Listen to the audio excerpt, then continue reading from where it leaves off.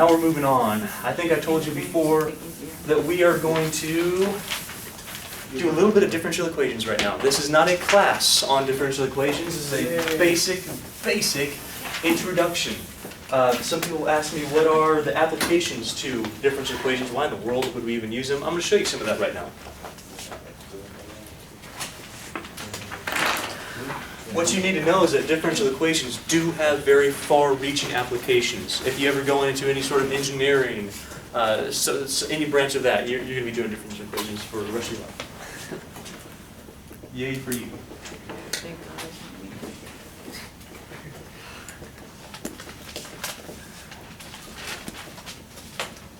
Of course, there are entire classes on differential equations, several classes on it. We are going to talk about one specific type of differential equations, the easiest, the most basic, thank goodness for us, separable differential equations.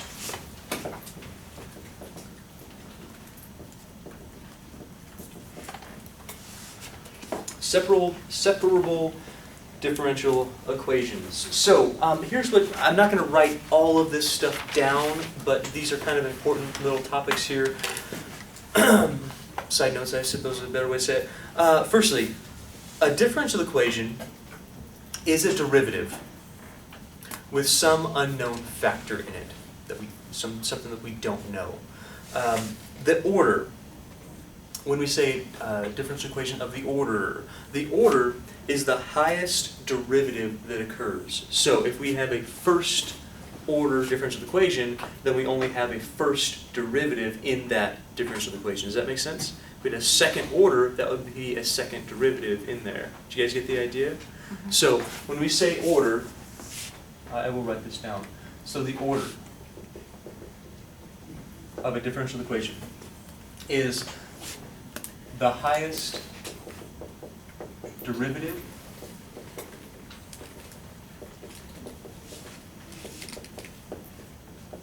that occurs in the equation.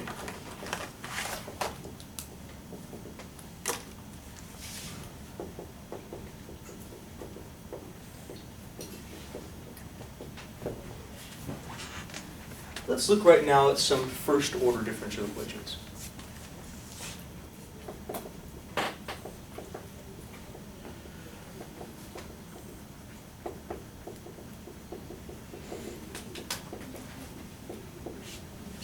Tell me again what first order is going to mean for us.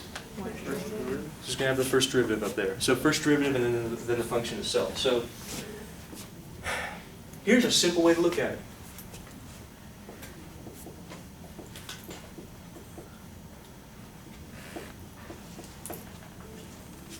Here's a simple way to look at it. That right there is an example of a very, very basic first order differential equation. Do you see what, if there's a, is there a derivative up there? I see a derivative. Do you see a derivative? Yeah. What's dy dx stand for? What type of derivative?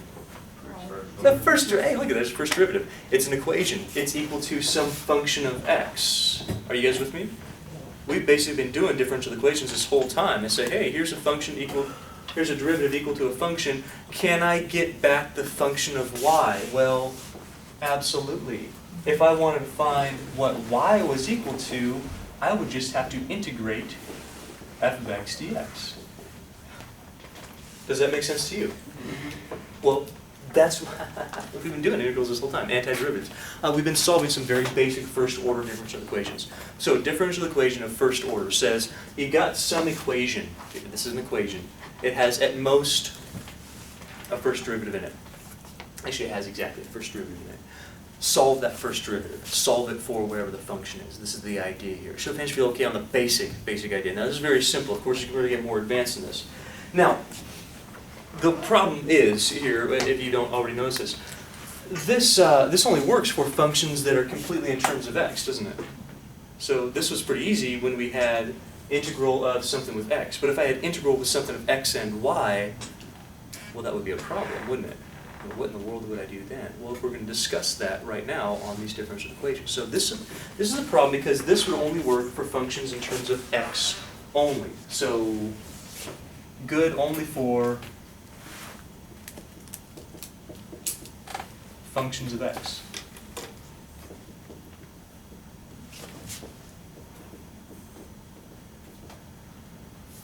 which is exactly what that is. What if we had functions in terms of both x and y?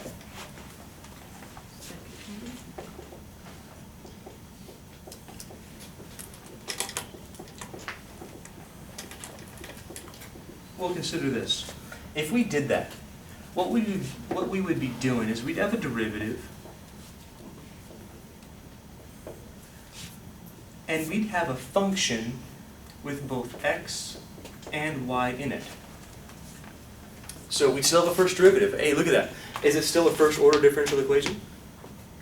Let's walk through it. Is it an equation? Does it have a derivative? Yes. What type of derivative?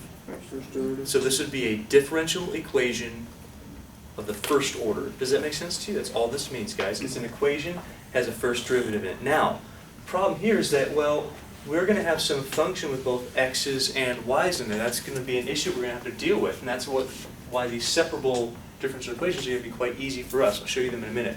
I'm hoping that I don't intimidate you too much with the vernacular before we actually get to examples. You're going to find out that what we're going to do here is not super hard. It's going to take advantage of all the stuff we've learned, all right? So don't let it intimidate you right now. Just kind of stick with the theory behind it, what's going on. We will get there eventually. Well, then a solution would be this. A solution would be, well,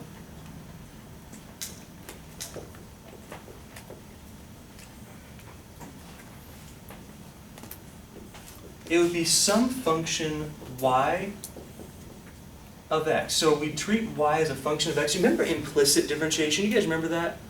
How sometimes we don't know what y is explicitly, but we still know it's a function of x? That's kind of the idea here, is that we're going to be solving for y as a function of x, even if it's not explicitly defined. So a solution here would be something that when I take a derivative of it, it gives me back the function that I want. Here, y equals y of x is our solution.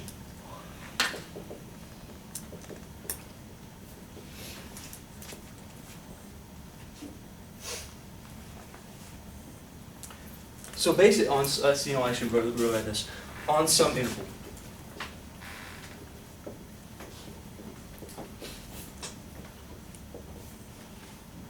So in other words, y equals y of x means it's a solution because when I take a derivative of y of x, it gives me the specific function I'm looking for, f of x of y. Oh, sorry, x and y. That's the idea here. Now, would you like to see an example real quick? Okay. I think that's probably a good idea to clear all this stuff up. Right now, I'm not going to show you how to do your differential equations. I'm going to show you how to check whether one's a solution or not. So, show that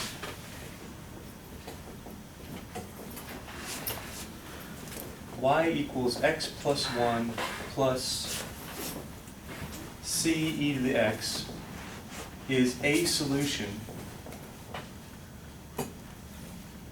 to y prime equals y minus x.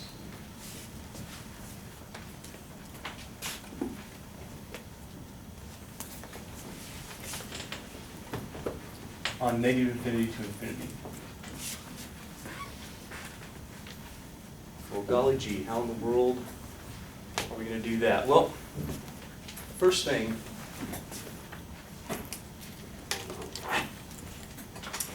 first. Do you understand that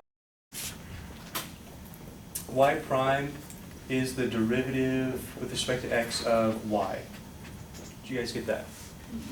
Okay. Or y prime is the derivative with respect to x of y of x, because they're basically the same thing. That's what we have over here. Y equals y of x. Well, here's what we're going to do then. What we're going to do is we're going to take a derivative of this thing. This would give us a y prime. What we're going to see is if when we take a derivative of this thing, it matches up to this thing. That's basically all it is. It's saying take a derivative, see if it matches right here. You guys with me on this one? So let's start off with y equals x plus 1 plus c e to the x. Can you tell me what y prime is? Do you guys know how to take some derivatives? Yeah. Of course you do. So what's the derivative of x? What's the derivative of 1? 0. Perfect. can you do the derivative of c times e to the x? Do you need a product rule for that? Is C a constant? Or C is a constant. So no. No. So plus what? E to E the to the x. x. So what now? E to C, E to the x. C to the x. That's perfect. That's exactly right. You guys okay with this so far? You sure? So right now we have two things. We have y prime equals 1 plus c e to the x. That's coming from this guy. And we have y prime equals y minus x. We have y minus x. Well, let's see about this. What we know, can I kind of take a little bit of these two things and move them together for you? Check this out. What we know is that y prime, I'm going to start this way. I'm going to say y equals x plus 1 plus c e to the x. True? Okay.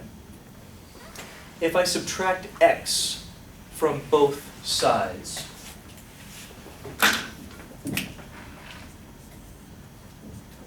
oops. If I subtract x from both sides, here I get y minus x. What do I get here? 1 plus c e to the x. Those would be gone, wouldn't they?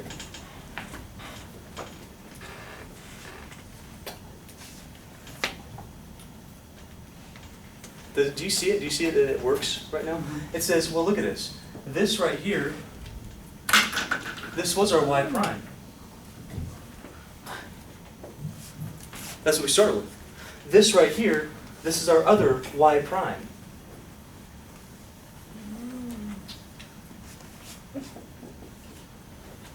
So basically what it says is, I'm going to have arrows everywhere, and I'm sorry about that. I hate all the arrows, but that's where it's coming from. Here's the idea. The idea says, well, check it out. If I take the derivative of this thing with respect to x, what I ended up getting was this. Agreed? If I look back at my function and I subtract x from it, look back at my function and subtract x from it, that gives me this y minus x. Oh, look at that. My y minus x is equal to my y prime. That was our initial expression up here. Well, but also, if I subtract x from this side, I get 1 plus c e to the x, which is my y prime from when I took my derivative. Basically, it says the derivative that you get when you, the derivative you get when you take this derivative is equal to what we're looking for. It basically says that this is a solution. Therefore, y equals x plus 1 plus c e to the x is a solution to this.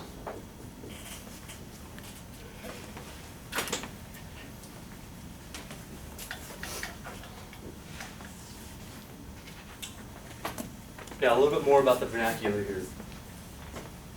You guys have any questions? You probably don't even know if you have questions on this one. I want to make sure that you actually get the idea. The idea here was simply proving that when I take a derivative of this, it satisfies this condition. This is the idea. Do you guys understand the basic idea behind it? Are you sure? It's probably brand new for you. You haven't seen it, so I would expect if you have questions, now would be a good time. Anything at all? Have I explained it well enough for you to understand it? And it wouldn't matter what c would be? It No, could be- and we're going to talk about that right now, actually. Oh, that's a good segue. Thanks for the segue. If anyone ever wants to buy me an actual Segway, that would be cool too. I don't know why I did this, because it doesn't do that. It goes, You just, yeah. you should lean. Do we get extra credit? Yeah. Yeah, I get There's it. Pat on the head. there's like a new leaner kind of Segway kind of. Leaner.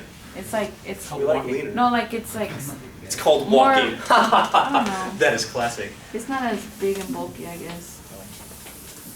A leaner Segway. I like that joke. That was funny, whoever said that. Okay, so where are we at?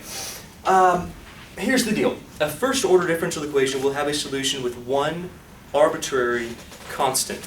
This right here is an arbitrary constant. Notice how I could plug in anything to this thing and it would still satisfy that. Still going to work. That's the idea.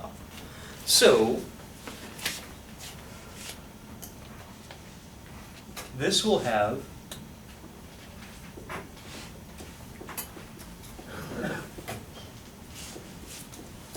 a solution with one arbitrary constant.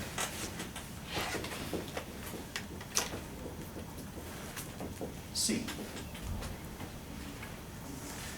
Hence, this is called a general, and this is called a general equation. Sorry, general solution.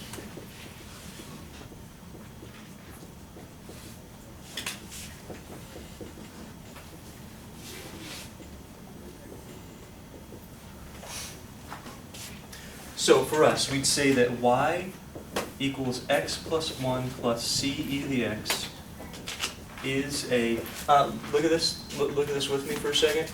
How many constants did you have? One constant. Well, sorry, one arbitrary constant. And this is a constant, I know that I misspoke a little bit, but this is a fixed constant. This one does not change. How many arbitrary constants do you have? Remember that plus c you put at the end of every integral? That's an arbitrary constant. Doesn't matter what it is, you get the same thing, right? This is an arbitrary constant. There's one of them. So this right here is a general solution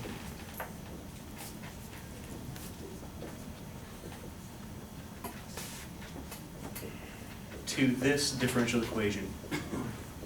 Now you might be asking the question, at least I did the first time, well wait a minute, if there's a general solution, can you ever have a specific solution? What do you think? If the c was a number. If the c was a number. So if the c, to make the c a number, we have to have what's called an initial condition. Now if you've taken a Calculus 1 class before, which I know you all have, you've seen basic differential equations with initial conditions. The basic differential equations I gave you were these ones in Calculus 1. Where you just did an integral basically, and then you plugged in your initial condition. You're like, wow, this is really easy. Yeah, it's designed to be easy at that level. So basically, here's the idea. We have this idea of a general solution, which has your arbitrary constant in there. If we want a specific condition, so a particular solution, we need what's called an initial value, or an initial condition. By the way, the general solution gives you a family of these integral curves. It's a family of curves. Just like when you add c to the end of an integral, you get a family of curves that satisfy that condition. This is the idea here. So, for a particular solution,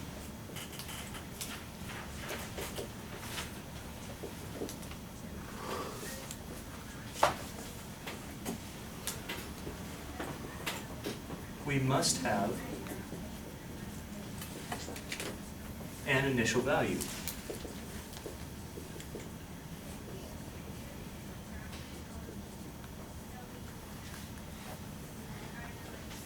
Initial values look like this. This is from your Calculus 1 days. It hasn't changed. Initial values look like this. They say y, when you plug in some x, some specific x, that's the x naught or x sub 0, gives you some y sub 0 value. They're actually specified numbers. So it says, hey, y of 0 equals 7, or y of negative 4 equals whatever. It's going to be something specific that you can actually plug in. So let me, would you like to see how that actually works? Okay, let me show you that. So this gives you, basically this is what this does. This makes your differential equation pass through a given point. I'll say this again. What you're getting here, I think I went through it a little quickly anyway the first time. What you're getting here for your general solution is a family of curves. A family of these integral curves. Basically, you can plug in anything to C, can't you? Can't you? And it'll give you a different curve. At least that's how it seems to me. If I plug in 1 or I plug in 7, it's going to give you something slightly different, doesn't it? So general solution gives you a family of curves. If we want one specific curve, listen carefully here please. If we want one specific curve, then we have to make it pass through a point, one point. This is the point. Do you get the point? So what this does, is this makes the differential equation pass through x sub 0, y sub 0. It makes it pass through a point. Listen to this. If I take a family of curves, this is a family of curves right here. If I take a family of curves and say, hey, here's all your infinite number of family of curves, okay? And I say, now I want you to pass through one point. It has to be one specific curve after that.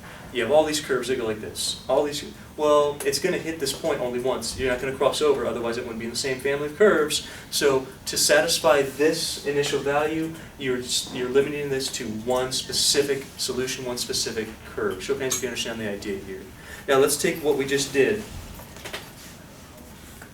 what this whole thing did, and apply this initial value to it.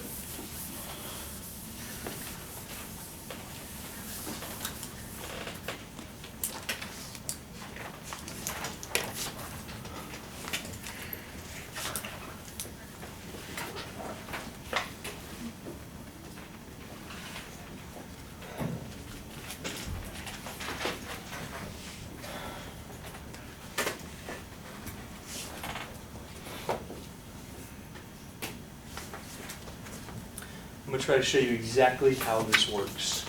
So first thing, in order to solve these differential equations with initial values, let's look at this just from what we know, okay? This thing right here is called a what?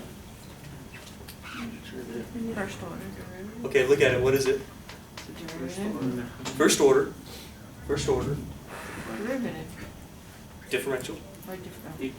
Equation. This is a first order differential equation. Are you guys okay with that one? What's this? Initial value. Exactly right, it's an initial value. So we have a first order differential equation and we have an initial value. If you're going to solve a first order differential equation, you got to have a solution to it, a general solution. You have to have something to plug numbers in. We don't just start plugging numbers in now. That doesn't make any sense, okay? What we do is we have our general solution. Now, for this differential equation, we knew that y equals x plus 1 plus c e to the x is the general solution.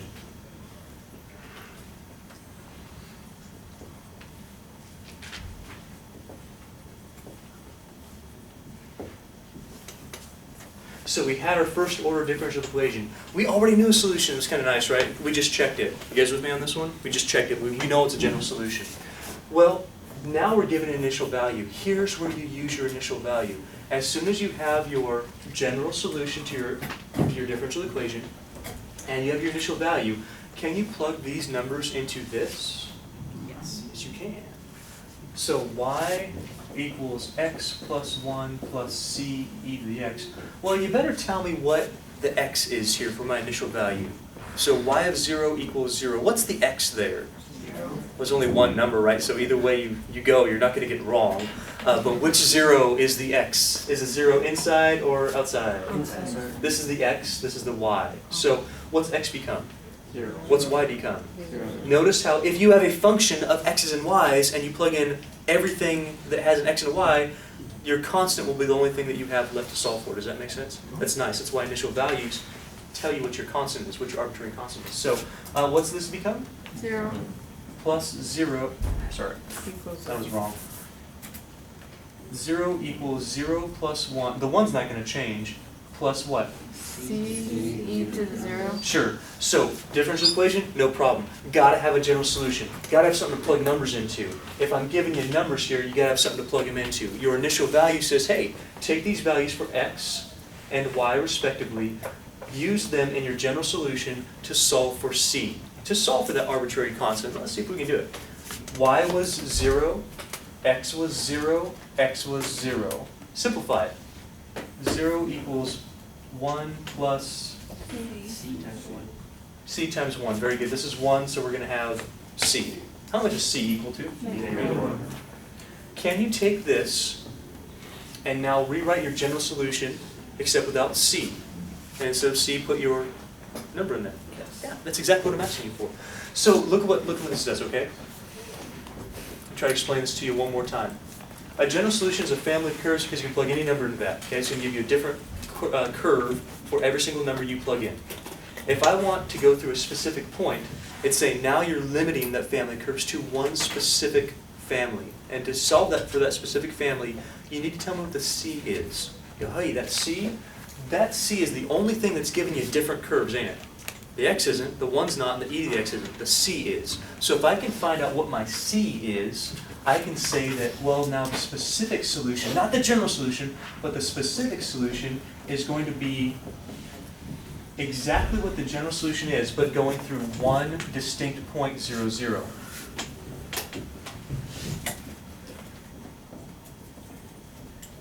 And if we do that, we go from the general to the specific, saying, yeah, I know family, but no. I want you to go through one point. That gives me one specific curve. Show of hands if you understood what we were talking about today.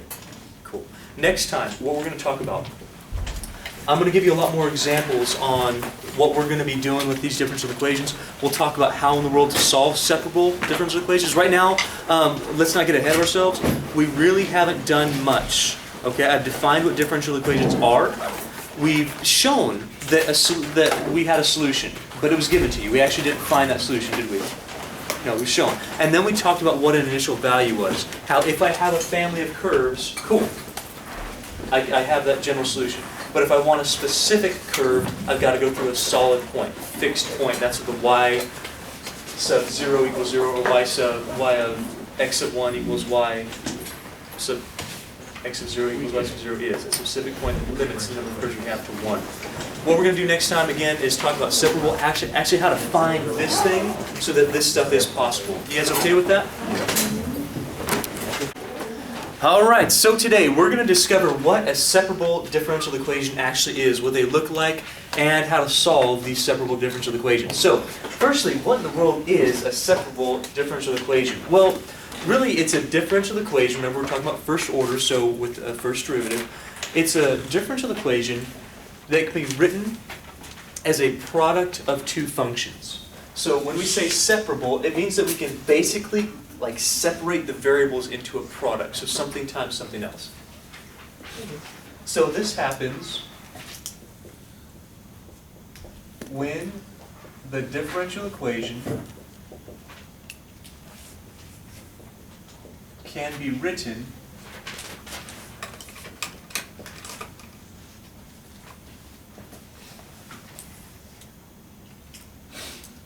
as a product of two functions.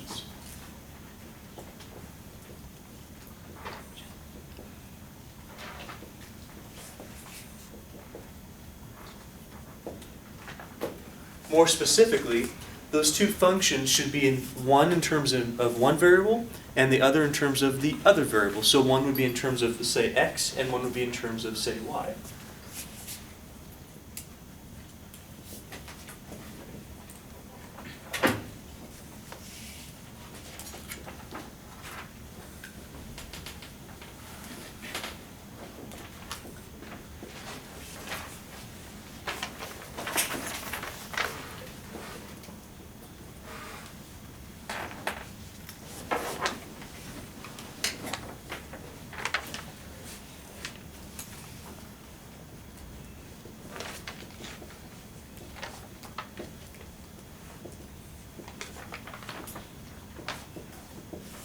So when we talk about a differential equation, yeah, we're talking about an equation with a derivative in there. When we're talking about first order differential equations, that derivative has to be the first derivative. When we're talking about separable differential equations, we're talking about one of those first order differential equations for us, where we can write that differential equation as a product of two functions, one in terms of x, the other in terms of y. That's basically about it. Let me give you specifically what we're talking about. If we have a separable differential equation, one of these two cases will be true. Either we can write it as dy dx, our first derivative, is a function of x times a function of y. Here's what we mean by separable. Separable means that, do you guys see what we're talking about? These two functions, the one's in terms of x, one's in terms of y. Here we have a function of x times a function of y. It's a product. Or if you do a little bit of math magic with this, you can also get a different format. Or, basically, if we divide here, multiply by dx over here, and then subtract one from the other, add one from the other, we could get this. A function of x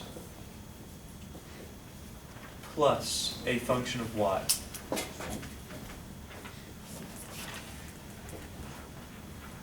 You can show that these two things are equivalent. So, I know I said a product of another, but you need to know that you can take this and write it this way.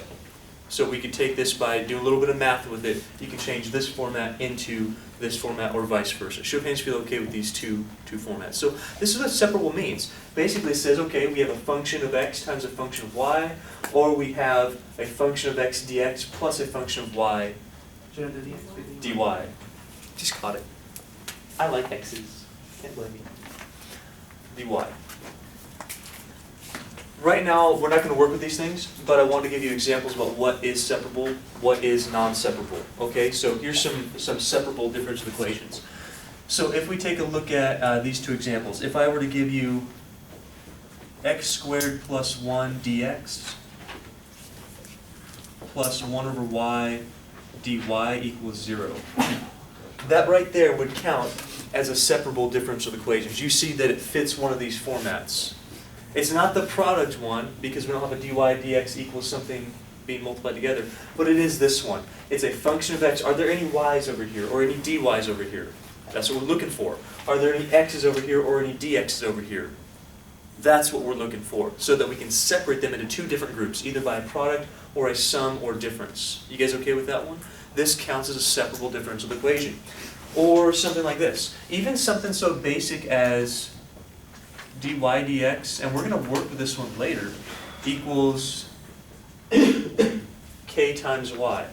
That right there is something that's directly proportional. We're going to talk about proportionality in just a little bit, one application of this. Well, if you think about that, we have, what is this? ky.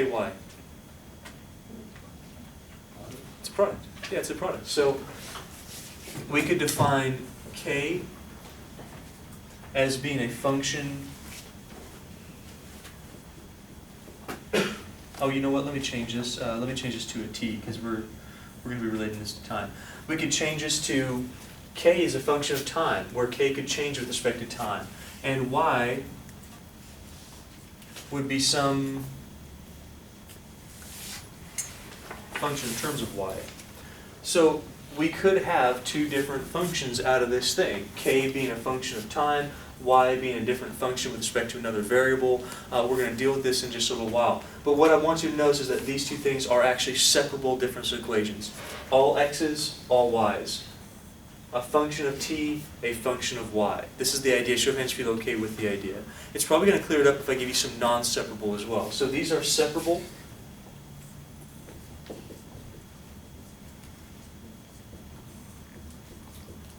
Differential equations. Of course, we have some ones that are non-separable. So, for instance, if I had dy dx equals that one, something like that, where I have xy squared. Right here, look at it. Separable or non-separable? Separable, for sure, because it's x times y squared, no problem. I can isolate my x's and my y's by doing just a little bit of division. So basically I could divide over y squared, I could multiply dx over here, and I'd have y's on one side, and I'd have x's on the other side. That's the idea. That's what separable means. We can get y's on one side, x's on the other side. Quick hit nod if you're okay with that one. So that's what you can do here. If I just divided by y multiplied by dx, or if I just added or subtracted one of these two things, I'd have them on completely different or separate sides of my equation. That's our separable differential equations. So far, so good? This one you can't do that with if I add a 2. If I add 2, well, that's a problem. I can't get these two things to work nicely with each other. Or if I do something like this.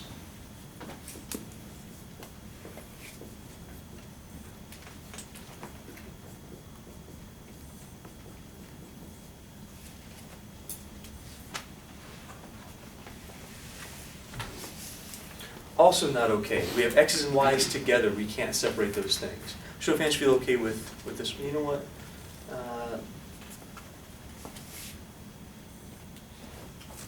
Yeah. There, that's even more clear, just so you know. First one I wasn't sure. I don't know if maybe I made a typo on that. Definitely non-separable. So we have separable, no problem. We have non-separable.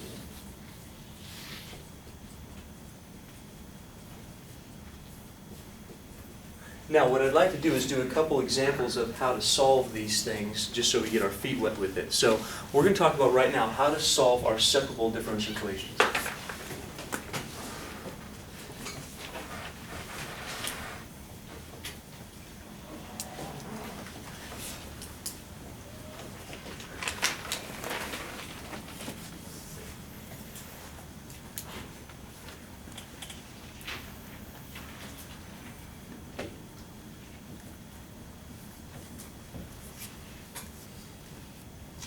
So let's suppose we start with something that looks like that.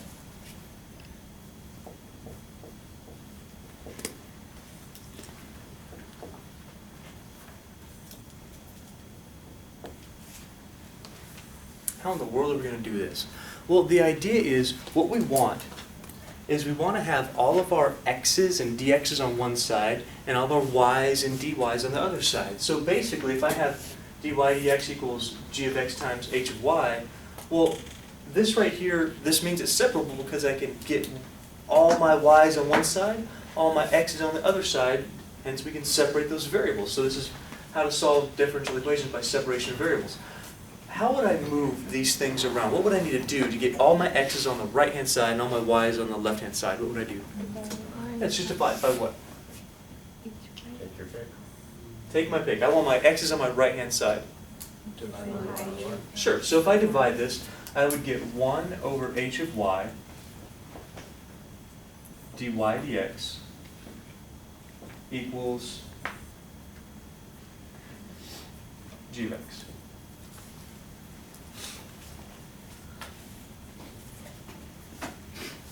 We okay with that one?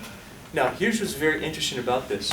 As soon as we have this, our y's on one side or x's on the other side, we can actually do whatever we want to an equation. Do you believe that you can do whatever you want to an equation as long as you do it to both sides?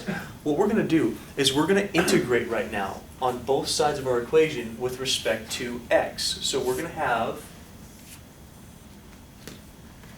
an integral 1 over h of y dy dx with respect to x equals the integral g of x dx. So maybe I can write a different color so you see what I'm doing here.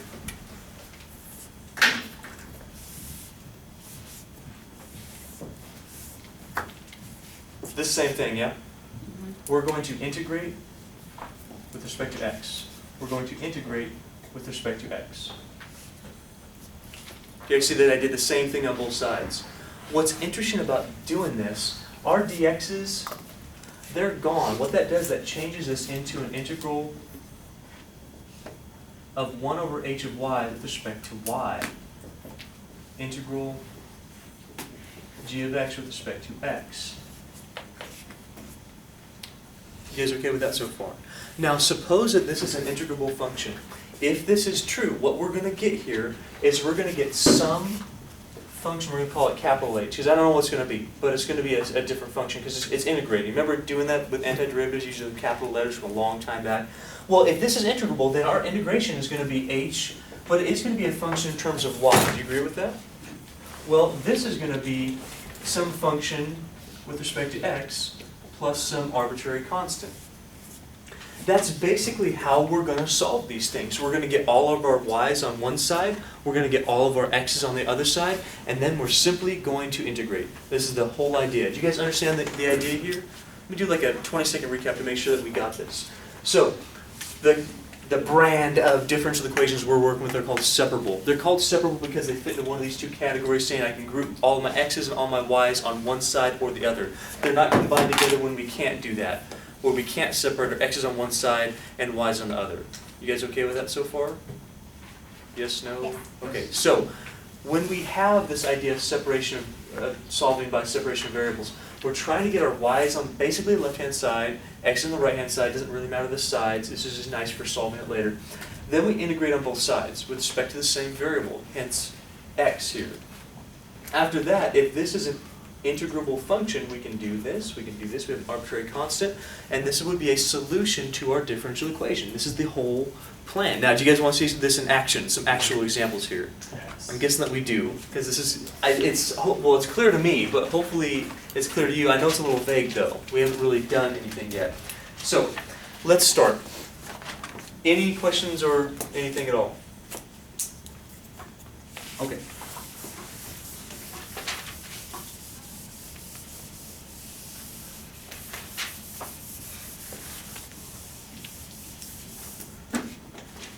So first one.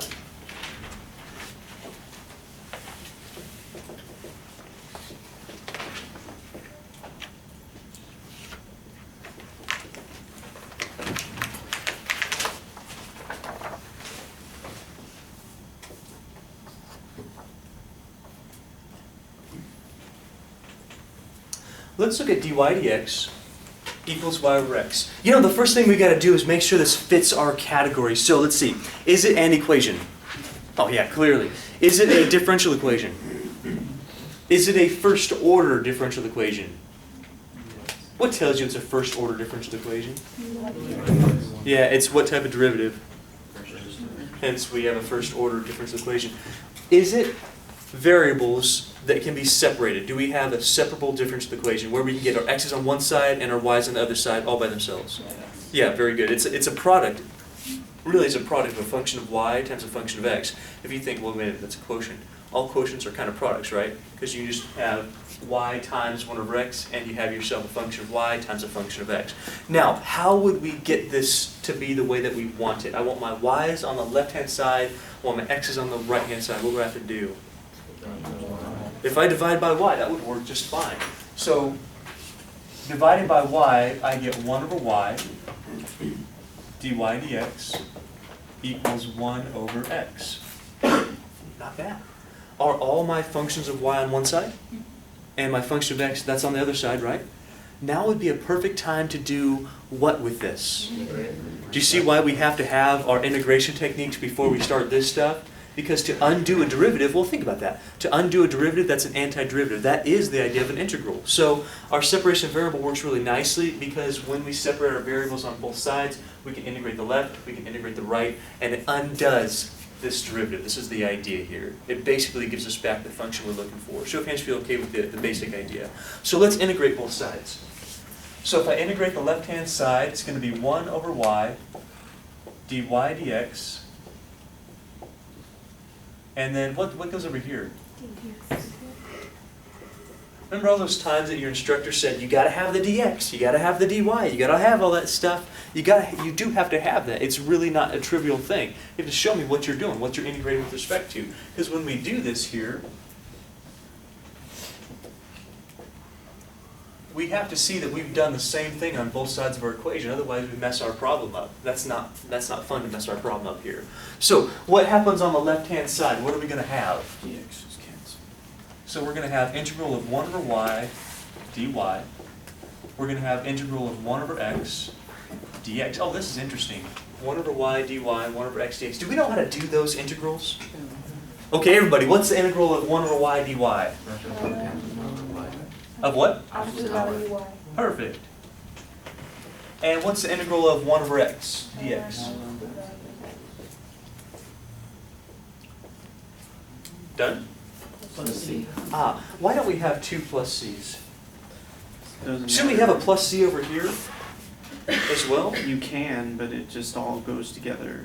That's right. If it's an arbitrary constant, it could be anything, right? So if I have a plus c from here, and I have a plus c from here, if I just subtract that, I'd still have a plus c. It'd still be some sort of a constant. A constant plus or minus another constant is a constant. You guys okay with that? You sure? I said constant a whole bunch of times. So I'm going to put plus c, but I'm going to do this with it. I'm going to be a little bit special, the good special. I'm going to write plus c 1. And here's why we're going to do that. We're going to be manipulating this for a little while.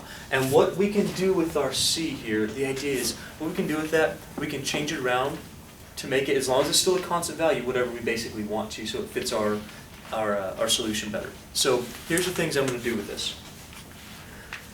The first thing I'm going to do First, are you guys okay with this far? This is pretty straightforward, right? Kind of an easier one. First thing I'm going to do, I'm going to let C1 equal ln e to the C1. I want you to verify that that's actually possible. Do you remember that's possible? It's kind of an arbitrary thing, right? Any number equals ln of e to that number because ln and e, well, they simplify out. They're inverse functions of each other. Therefore, this would also equal C1. By definition, that happens. You guys okay with that one? Mm-hmm. Now, the reason why I'm doing this, I've got an ln here, right? I've got an ln here, right? I don't have an ln here, but I want one. I want one because if I have one, then I can use e to the ln on both sides if I can combine these two things. So my plan is, well, if that doesn't have an ln, I'm going to make it have an ln. Then what I'm going to do is I'm going to combine these two ln's. After that, I'll have ln over here, I'll have ln over here. I can take e to both sides as an exponent on e, and get rid of my ln's. Does that make sense to you guys? So my plan is, I'm trying to put these two things together. Let's work with our constant in a certain way that we can do this. Now, in order to put these together a little bit further, I can't just have ln of e. I've got to have this absolute value up here too. So I'm going to put my absolute value here. Now you can notice that this is a true statement because e to any power is positive anyway. My absolute value is kind of trivial, but it's going to allow me to combine these two things. Show of hands if you feel okay with this one. You sure? So this is the one spot you can't put plus c at the very, very end. That's right. You kind of have to have breadcrumbs on what you've done with your constant.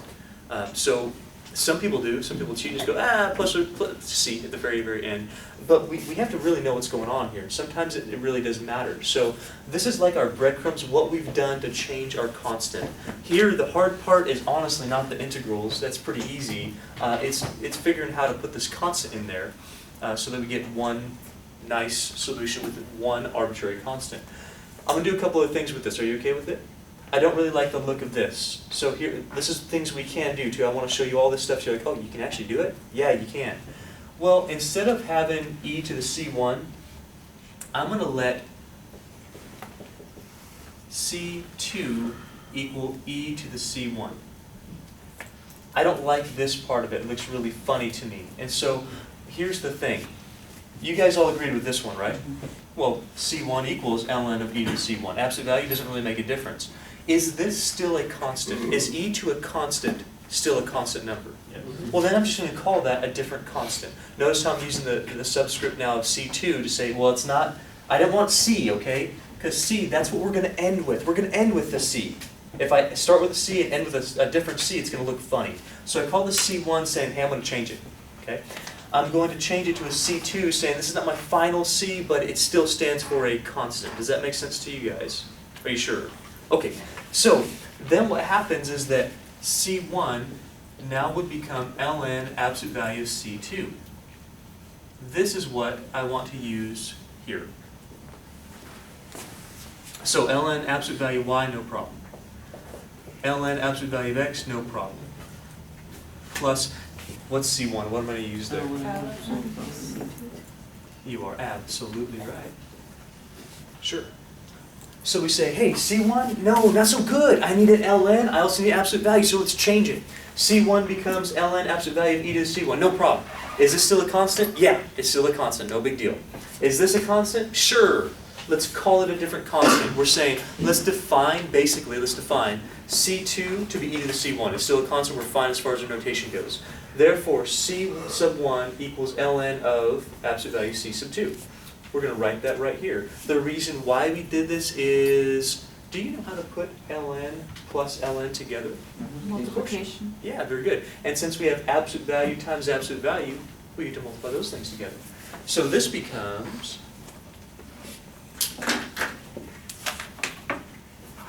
ln absolute value of y equals, why don't you tell me what it is? ln, Absolute value. absolute value.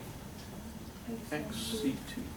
xc2, okay, I like it. X times c2. We know that plus means a product within one ln. So two ln's being multiplied together, same base. We can, added together, we can multiply the product of these two arguments. Since they're absolute value, we make one absolute value out of it. Quick show of hands if you're okay with that one. I'm going to have to move over here.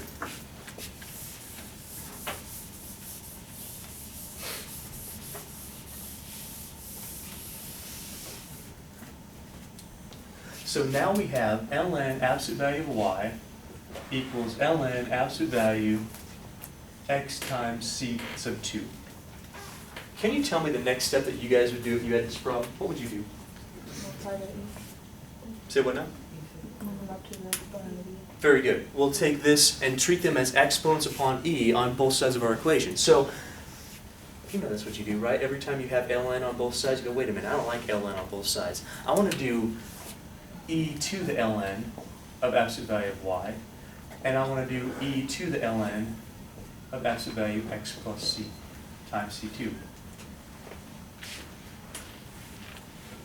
What happens to that? E to the ln, what happens? So we get So absolute value of x. absolute value y Still. still equals absolute value of x times c sub 2. Are we still okay with that one?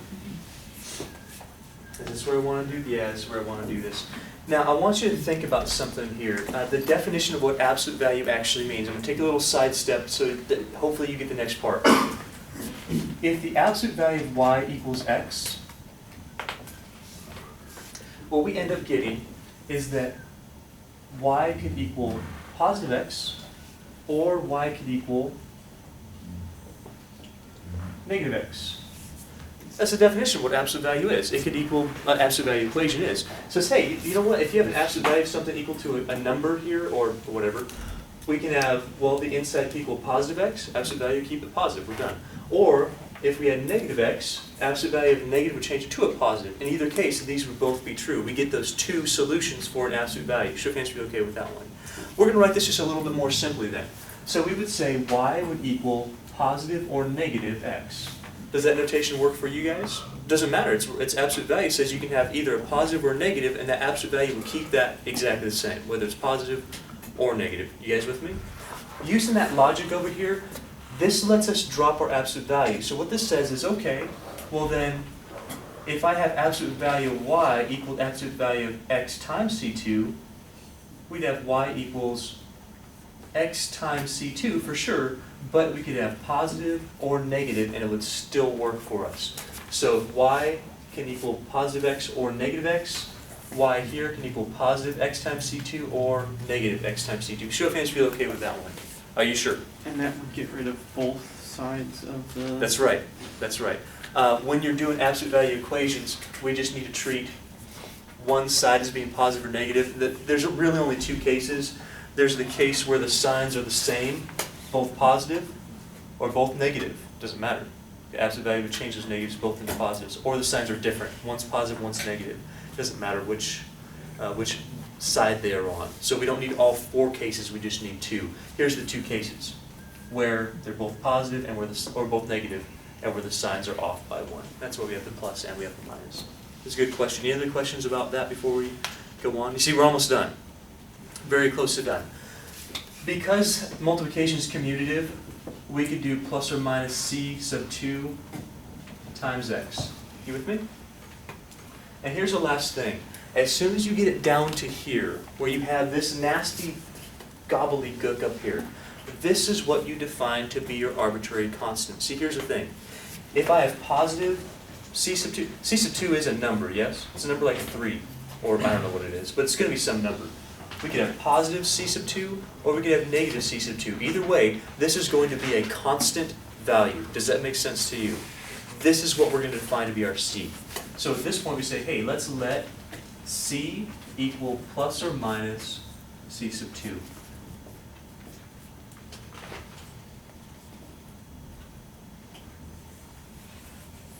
If we do that, that's an arbitrary constant. And what that is our solution to that particular differential equation. That's called a general solution, because we have that one arbitrary constant. So, we work with it, no problem. Get your variables on one side or the other. All y's, all x's. Integrate. That's how separation of variables works. Not a big deal. We all know how to integrate in this class.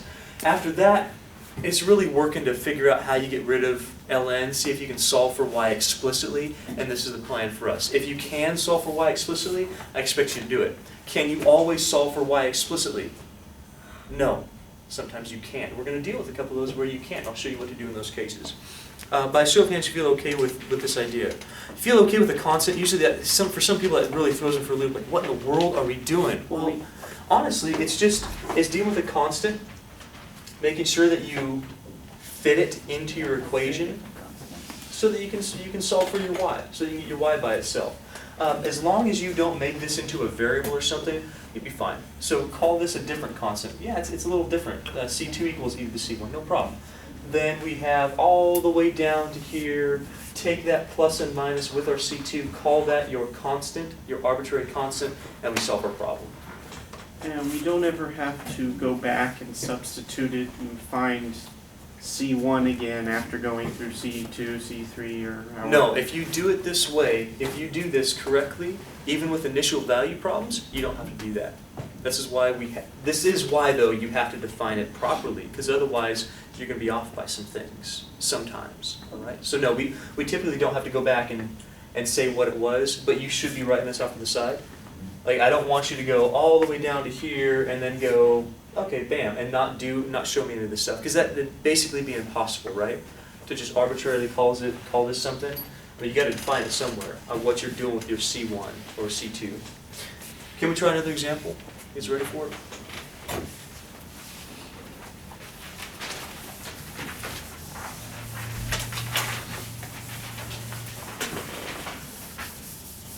Let's do this one.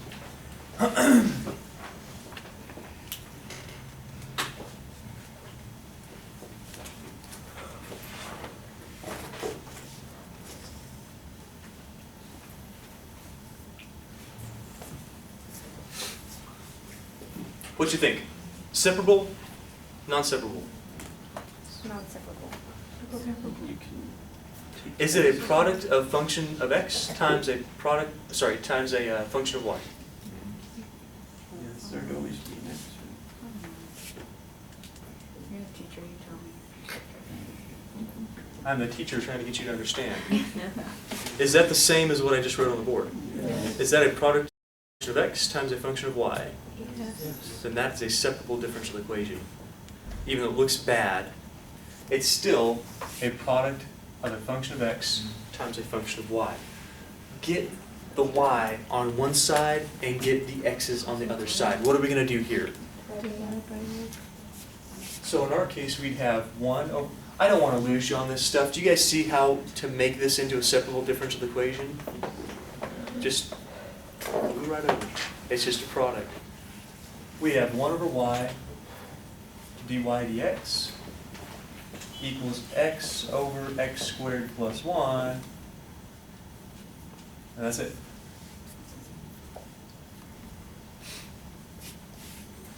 We okay with this one? Hello, yes, no. Are you sure? Do you guys see what I'm talking about being separable here? Separable means you can get all the x's on one side and a function of y, all the y's on one side and a function of x on the other side. Sure you're okay with it? Let's keep going. What's our next step? Let's do it.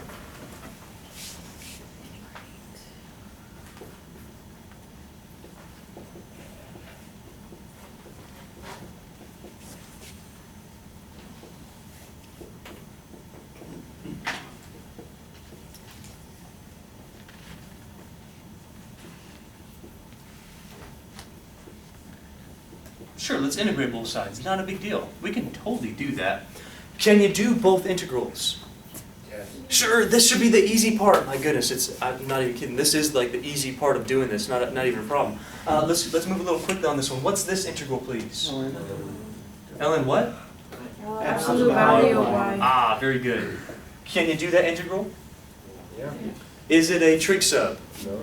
Now make it easy on yourself. What is it? U sub. Absolutely a U sub.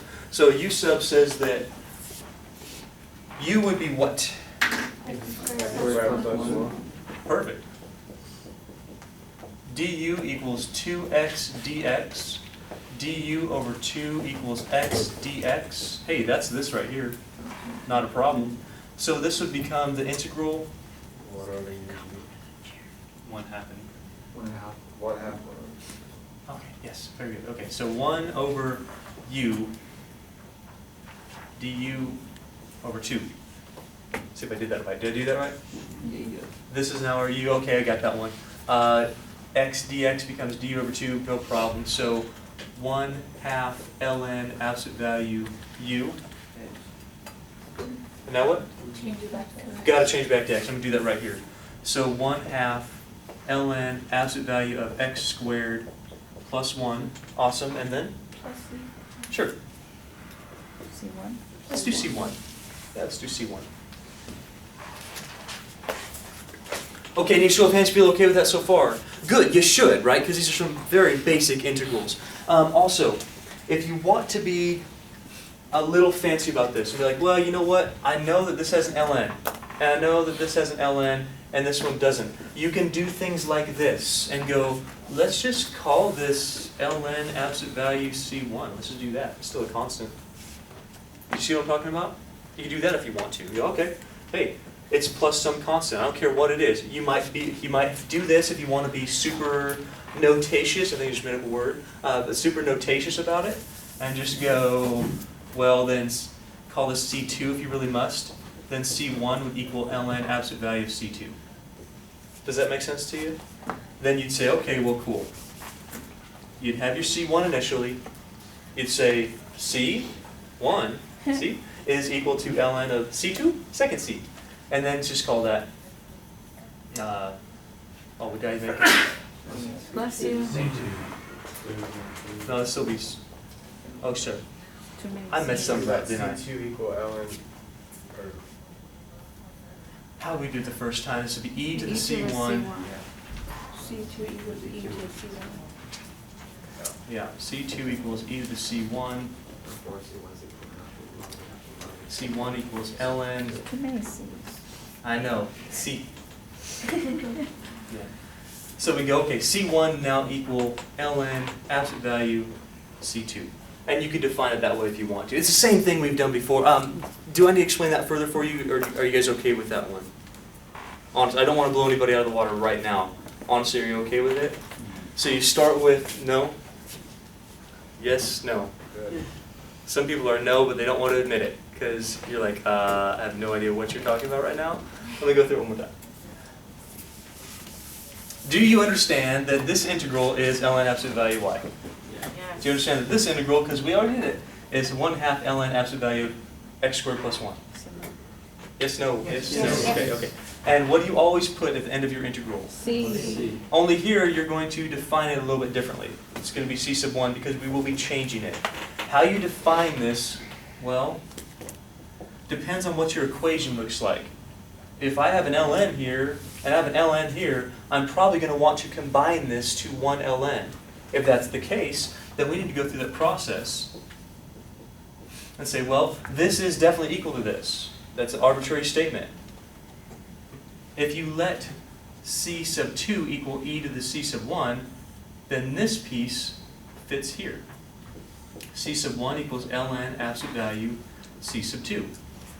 And this substitution is what we would make for this C1. The only reason why we're doing this is so that we can fit our ln's together. So we can make this one expression in terms of a natural log, an argument of a natural log. Show of hands if that made a little bit more sense that time. Okay.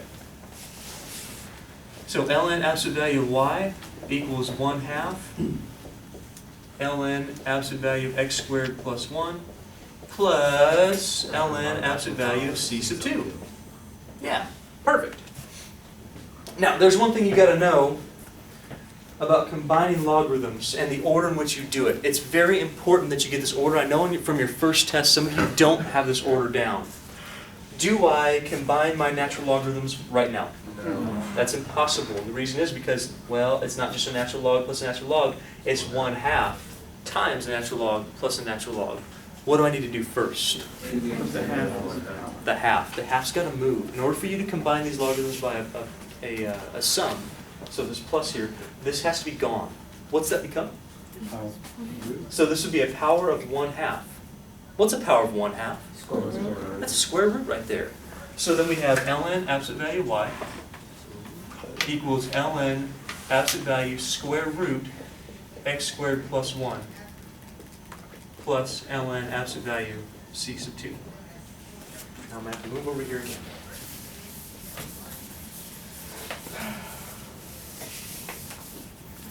So, ln absolute value y, no problem. That's been there for a while now. Tell me what we get to do here. After we move up to 1/2, so 1/2 is a power, no problem. 1/2 as an exponent. Exponent of 1/2 is a square root. What do we get to do now? C2. Because we defined this, we get to move our ln's together as one ln. So ln absolute value of what?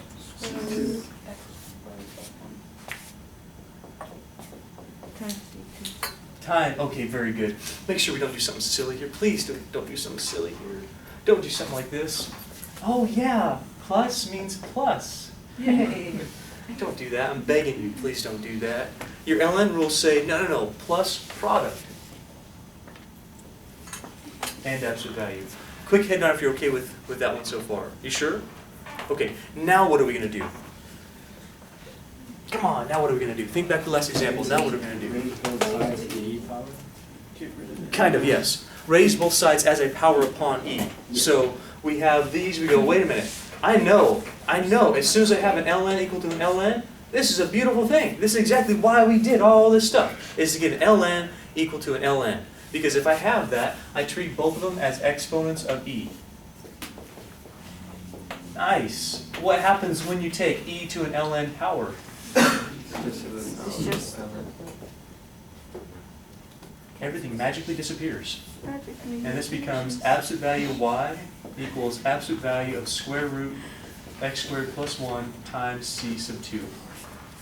Okay, show of hands if you can make it that far on your own. Feel okay about that one. All right, is it going to take you some practice? Yes. Yeah, probably. Is it making sense right now, though, for you? Yes. Are you sure? Are there any questions about this at all? It always makes sense in class. It does make sense in class, I know. Usually, typically. I want to make sure that this does make sense for you, though, so I don't, because if I'm losing you here, I'm going to lose you on the next stuff we're doing. I don't want to do that. You guys get the idea of changing your constant? How it doesn't really matter because we still have a constant, you call it whatever you want, right? You guys okay that we're doing that so that we can combine our ln's, yeah? Yeah. We're doing that because if you can combine your ln's to one ln and another ln, we treat those as an exponent of e on both sides, and we eliminate our ln. That's great. We have just the argument equals the argument, and now it's time to get rid of our absolute value. You don't stop here. You don't just drop your absolute value and call it c for some reason. You got to show me what you're doing, all right? So what we're doing here is we know that absolute value, by the definition I gave you over here, absolute value of y equals absolute value of something else is either plus this thing or minus this thing. Positive or negative would still give us the same answer because those absolute values will take care of those different cases for us. Where our signs are the same, both positive or negative, where our signs are different, one positive, one negative. Does that make sense to you? See. So think back to the last example we did, it's exactly the same. Now, last little bit, what are we going to do here? Because I don't like this. I don't like this at all. I don't like this. What are we going to do? C equal plus Give minus the C2. plus and minus to the c. Okay, and you can make do that. it c instead of c2. So, plus or minus c sub 2 square root of x squared plus 1. No problem. I know how to do that. True or false? This right here, no matter what I give you, positive or negative and whatever c2 is, true or false, it will be a constant. True. Call that your arbitrary constant. So let c equal plus or minus c sub 2. Do you see, pun intended, why we use c1 to start with? Because we're going to end with a c. Does that make sense? If we use c here, this would be off. So we won't want to call it the same thing because it's not the same constant. It's a different constant. I don't care what it is because we can change this to whatever arbitrary constant we want to. So this could change to whatever arbitrary constant we want to. But it is a different technically constant. So we have y equals c square root x squared plus 1, and this is our general solution to our differential equation. Notice how general solutions have how many constants in them? One constant, because I can combine all of them. That's the idea. Show of hands, you feel okay with this one. We're going to start one more. I don't know how far we're going to get onto it, but I want to give you an example of an initial value problem, like a real one that you get beyond your Calculus 1 class. So let's solve this initial value differential equation and see how it differs a little bit from what we're doing. We'll see some of this stuff come into play.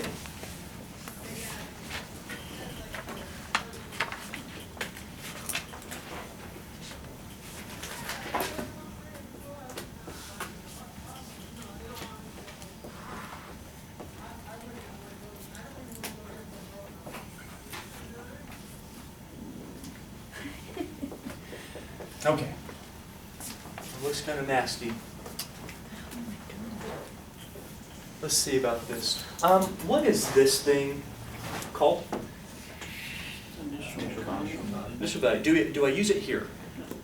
This is basically used, look at the board, when you get to here. This is where you use it.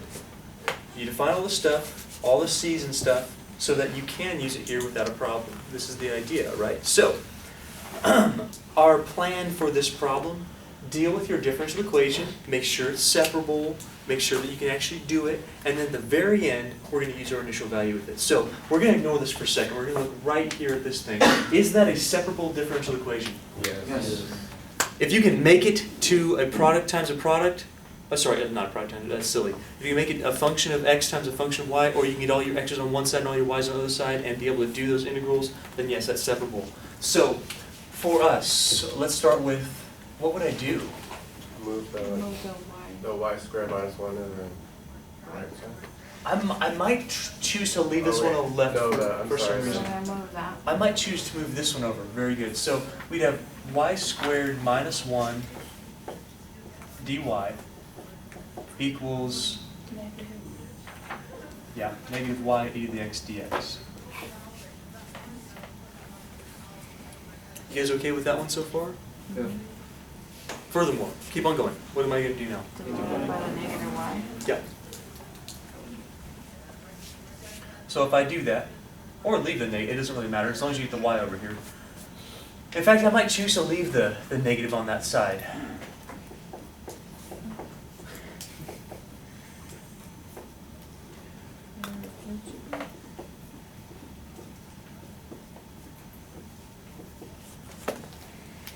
What now? Yeah, you can move the dx. To be really proficient with our variables here and what our notation is, you can move your dx right here. Now, naturally, everybody's going to know that if you do that and you integrate, you're going to put a dx right back over here, right? And this dx will be gone. So if you don't want to show that, I don't know if I showed it on mine. Yeah, I did. I showed it because I'm really by the book on most of this stuff. So yeah, I would probably move this over here and show y squared minus 1 over y dy dx equals negative e to the x. Yes. Now we do what? Integrate. So if we do, we'll integrate with respect to dx, or sorry, with respect to x. We'll integrate with respect to the same thing. dx's are gone. Integral of y squared minus 1 over y dy equals integral negative e to the x dx.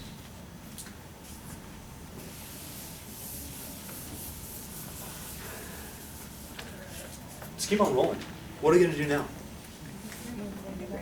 Let's do the easy one first. Can you integrate this side? That's a piece of cake. What's the integral of negative e to the x dx? I love integrals of e to the x. So we know on our right-hand side, we're going to get negative e to the x. What's going to happen here? What is this? Well, how would you guys do this one? Don't make it harder than it is. U sub would not work. Y is on the denominator, it's not on the numerator. Split it into two. Split it into two fractions. Very good. Because if you do that, if you split this, then what this becomes is the integral of, look at this, look at, don't make it harder, make it easy. This is what you learned in Calculus 1 is to, if you don't know how to do it directly, you try to separate the fractions. This would be y minus 1 over y. You guys okay with what I'm doing there? Actually, what Charles was doing there, he says, hey, separate it. We got a numerator with 2 terms on it, denominator with 1. We can always separate that fraction, have y squared over y. Y squared over y is y. Minus 1 over y, minus 1 over y, no problem. Can you do that integral? Can you do this integral? Piece of cake.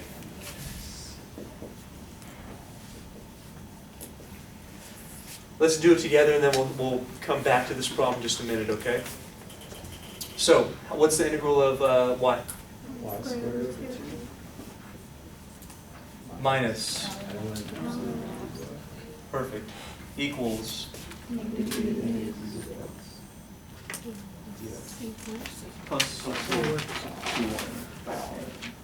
We'll do one more step and we'll call it good, and then after that we'll, we're almost, you guys want to hang out for like a minute and finish this thing? Okay, we'll do it. One thing that I'd probably do here, I'd probably multiply everything by 2. I'd do that to get rid of that 1/2, just to make it look nicer. So if I multiply everything by 2,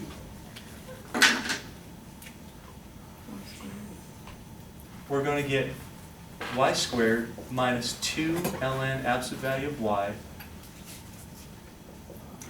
equals negative 2 e to the x plus 2 c1. I want to make sure you guys are good with that one. Are you good with that one? Sure you're good with that one? Okay, next thing we'd probably do, well, probably move that 2. So we'd get y squared minus ln of y squared equals negative 2 e to the x plus,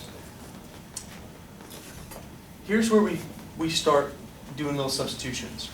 If you have 2c1, 2 times a constant is still a constant. If you want to define things like c2 equals 2 times c1, that's absolutely fine. Then this now becomes plus c2. So, integral, no problem. Integral, no problem, plus c1. Okay, cool. Multiply everything by 2, just to get rid of this fraction. We got y squared minus 2 ln y equals negative 2 and then plus 2c1. That 2c1, call that a different constant, just to make your life easier. Does it matter? Not really, but it makes your life easier later, because you don't have to worry about that too. So this now becomes c2. It's still a constant. Who cares about that? You guys okay with this one so far? Okay. Now at this point, this is where you plug in your initial value. Notice, there's no freaking way in the world that you are going to get y by itself here. Do you see that? No, there's not all ln's. You can't get y explicitly. So this is where we use that initial value. We say y of 0 equals 1. Now tell me, what would our x become here? 1. X. What would our x become? 0. What would our y become? 1. So if that's the case, we get 1 squared minus ln of 1 equals negative 2 e to the 0 plus c2. Plus c2. Show of hands feel okay with that so far. This is the easy part. This is really nice. How much is 1 squared? 1. How much is ln of 1? 0. Equals, how much is e to the 0? 1. Times negative 2? Negative 2. Plus c2. And can I solve for c2? See, the idea is, right now what we have here, look at the board, this is a general solution. If we called that c, we'd have a general solution to this differential equation. With an initial value problem, it says, okay, now find out how much the c is actually equal to. I don't care whether it's c1 or c2 or c3po. We're going to go ahead and plug, that was funny, we're going to plug that in, we're going to find out what it is. So we're going to have c2. I should have made a c3. That would have been good. Do you understand that I don't care what c it is, whether I call this 2c1, it doesn't really matter. We're going to get the same exact thing here. c2, whatever you define that as, is going to be 3. What that means is that our specific solution, our particular solution to our given differential equation with our initial value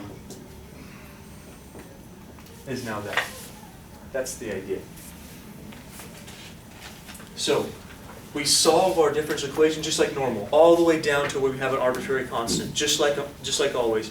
Then we plug in our initial value, and we just use it. Solve for your c. As soon as you get your c, check it out. As soon as you get your c sub 2 or c sub whatever you have, that's what we put in that place. And now we have no arbitrary constant. We have our general, we have our particular solution. Show of hands if you feel okay about that one. Hey, okay. All right, so let's continue. The last thing we're going to talk about in section 8.1 is natural growth and decay, and how this differential equation idea, at least by separation of variables, works for us. So, natural growth or decay, what we mean by that is either growth or decay at a rate that's proportional to the size of a given population. So, for instance, you can maybe think about this in terms of growing populations for bacteria, or people, or other species, or a decline of population, or like a half-life of substance. You guys know what half-life is, yeah? Mm-hmm. Half-life is substance. That's a natural growth and decay model. So we're going to study natural growth and decay. And again, what it means, it's a growth or decay at a rate that's proportional to the size of a population.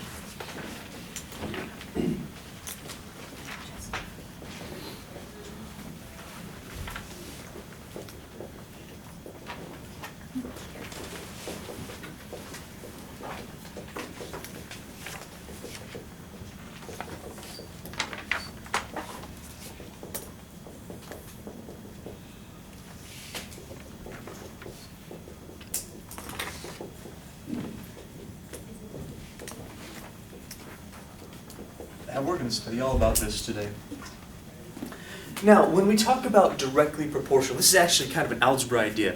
If we have something that is proportional, really what we have is y equals k times some variable.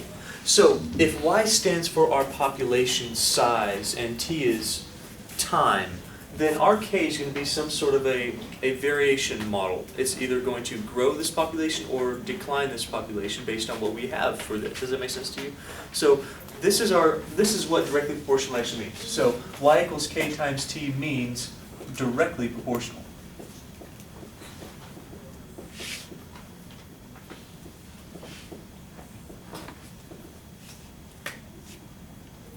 Well, if we were to take a derivative of this, here's what would happen. If we take a derivative and find out the rate of our growth or decay, so think about this. If this is our population, model, you guys with me on this? This is our population model. If we take a derivative gives us a rate of change. Does that make sense? You should learn that from your Calculus 1 class. Since a derivative is a rate of change, a derivative of a population would be how that population is growing, the change in our population. So if we take a derivative, we'd have dy dt, it would be respect to time, equals k times y, where y is a function of time.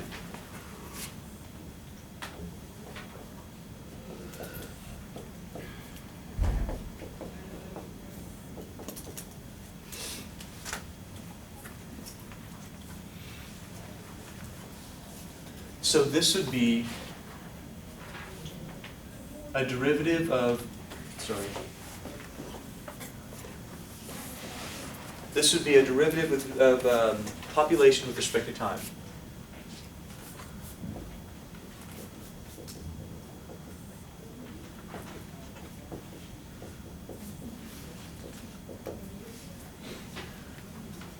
So, we say, all right, cool.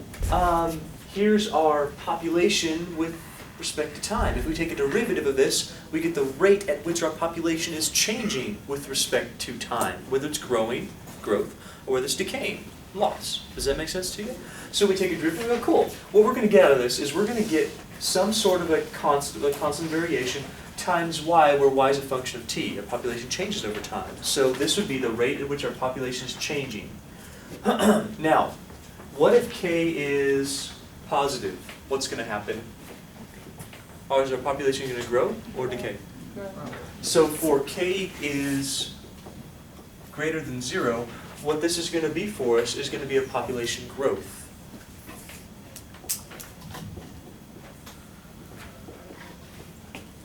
Well, naturally, if k is less than 0, we're going to get decay.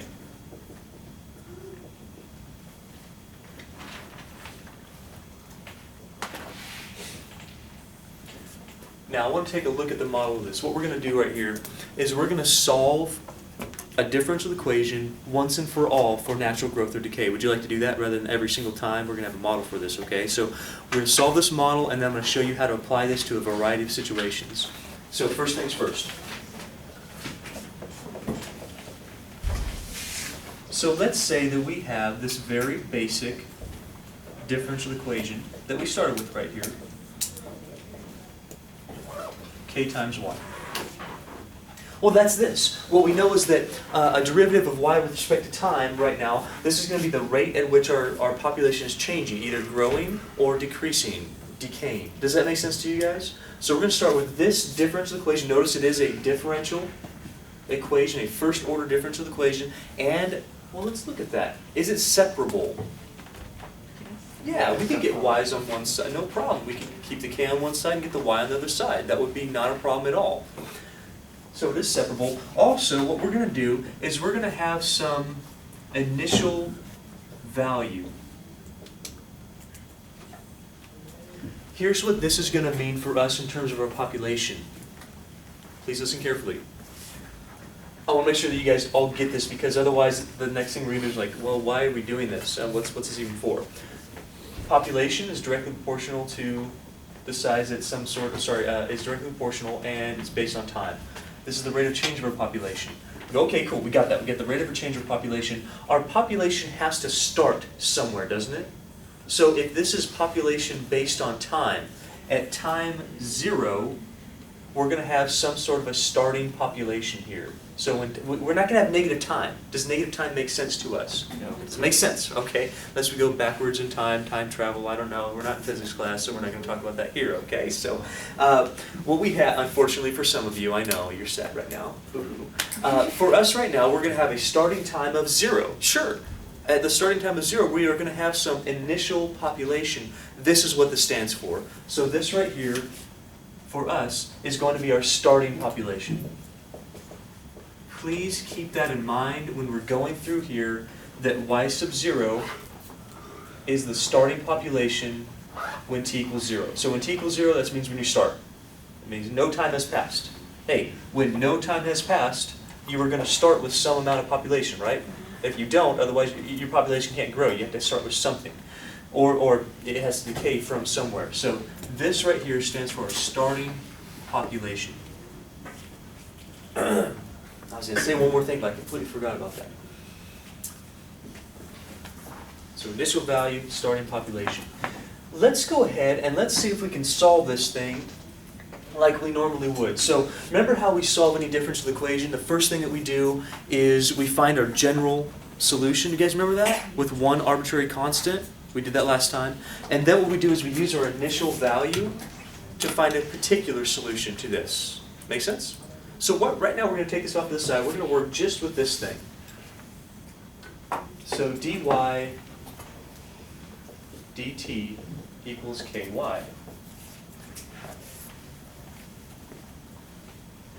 At this point, you guys should be pretty good at doing this sort of thing. Why don't you tell me what I'm going to do here? Move the y over. Very good. Why? You get your y's on one side. Yeah, very good. So it's with respect to y, and then take the integral and So instead of having ky here, I want just the k on one side, I want just the y on the other side. So we'd have 1 over y dy dt equals k. So far so good? Hey, it's separable, let's separate the variables, no big deal. K is going to be, well, it's going to turn out that k is going to be something based on time as well. So we're going to integrate this with respect to time as well. So, well, now we did this last time. We said, okay, well, as soon as you have your variables separated, we take an integral with respect to whatever this thing is. So with respect to time here. So in our case, we'll have, all right, cool, integral of 1 over y dy dt equals integral of k dt. Okay, this should be pretty straightforward, but I want to make sure your brains are with it today. Show of hands if you feel okay with this so far. So we go, cool. Can we separate variables? Of course we can, let's do it. Can we integrate? Of course we can, let's do it to both sides with respect to the same exact variable. On this side, dt's are gone. We got integral of 1 over y dy. Tell me, everybody, what's the integral of 1 over y dy? You guys are on today. I like it. It's Wednesday. It's a Wednesday. That's the only good day I get out of you. Awesome. Okay. Okay. How about the integral of k dt? You need to know that whenever we have, listen please, whenever we have a variable here that is not this variable, this is treated like a constant. I don't care what it is. Now k is a constant variation, so this is cool for us. What's that going to be? Kt. Okay, cool. So just like if we had 3, we'd pull the 3 out front, we'd have 3t. If we had k, we can pull that k out front. We have kt. It is a constant, yeah. Notice what's happening. Some of you guys were talking while I was saying this, but what you wouldn't do, you wouldn't do k squared over 2. Why not? Well, is that a t? No. No, this is not the variable that we are integrating with respect to. It's treated as a constant. Is that clear for you? So we don't do k squared over 2. That doesn't make sense. We're integrating. This is why, ladies and gentlemen, your Calculus 1 teacher made sure that this is here. So they go, that's not such a big deal. Don't worry about having the d whatever. It doesn't matter. Because then that would be like, well, what are you doing? Is k a variable? Is k not a variable? Does it matter? It matters. K is not a variable. K k right here is treated as a constant. So we're not going to get k squared over 2, we're going to get kt. As if this was a constant, because we treat it like a constant. Here, you could pull this out in front. It'd be basically the integral of dt. Integral of 1 dt is multiplied by the k, you get kt. Show of hands if you're okay with that idea. Okay. Come on. Come on. Plus C1. C1. Yep. Plus C1. Okay, now, every time before when we had this was all like ln's, right? If it's not all ln's on this side, but it is ln over here, we can still do basically the same idea to get rid of this ln. We can take both of these sides as an exponent upon e. So I definitely want to get rid of the ln. Do you guys agree with that? I want to get y by itself. So that's our plan here. If we want to get y by itself, then we go, okay, well, cool. Let's take and make each side an exponent of e. We've done this before. This is not a big deal. So we have ln of absolute value y as an exponent. We have kt. Please notice something here real quick. This is very important that you see this. This whole thing is now the exponent. When you do this idea, the whole side becomes your exponent above your e. Like that. Quick head nod if you're okay with that one. Are you sure? C. Okay, now we're going to start working with this. E, ln, absolute value, what happens there? That's great. This is very nice. So this is what? Absolute value. Yeah, that's right. Absolute value y. But Not a problem. we already said y is never going to be negative. Made a mistake yesterday. We're going to deal with that in a minute. It doesn't really matter, okay? Because we get to deal with it. Remember that plus or minus? That's where we get to deal with it. So, on the right-hand side, we're going to start manipulating this a little bit. Please remember our end goal. The end goal is cool. You got separation of variables. Do it. Do your integral. Have your plus, probably a C1, because we know this is not going to be our ending arbitrary constant. You with me? So we call it C1 or something. Get rid of any ln around your y, not a big deal. E, and then make each side an exponent upon e. You got it? Over here, cool, we still have absolute value y. Over here, well, this is funky. And so what I'm going to try to do is get rid of this plus C1. I'm going to try to change this into the arbitrary constant that I want and make it as nice as possible. So for us, I'm going to leave this e to the kt, but I'm going to multiply by e to the C1. I'm going to do that. Notice that if I have common bases, I can add exponents. Therefore, if I have a base with added exponents, I can separate into multiplication of common bases. You okay with that one? Well, that's kind of nice. Now, at this point, let's do a little razzle-dazzle. This is a constant, true? Yeah. Is this a constant? Yes. Let's call this a constant then. So we're going to make a little side note. E to the C1 is now going to be equal to C2, our second form of our constant. Does that make sense? So here's our first one. We go, no. Let's split this off. Because if I can split this off, this is nice to get rid of this thing, right? So, hey, that's still a constant. This is e to the c, no problem. That's still a constant. Let's call it just a different constant. Well, now we have absolute value of y equals, I'm going to move this to the front. This will be c sub 2 times e to the kt. That's an awful k.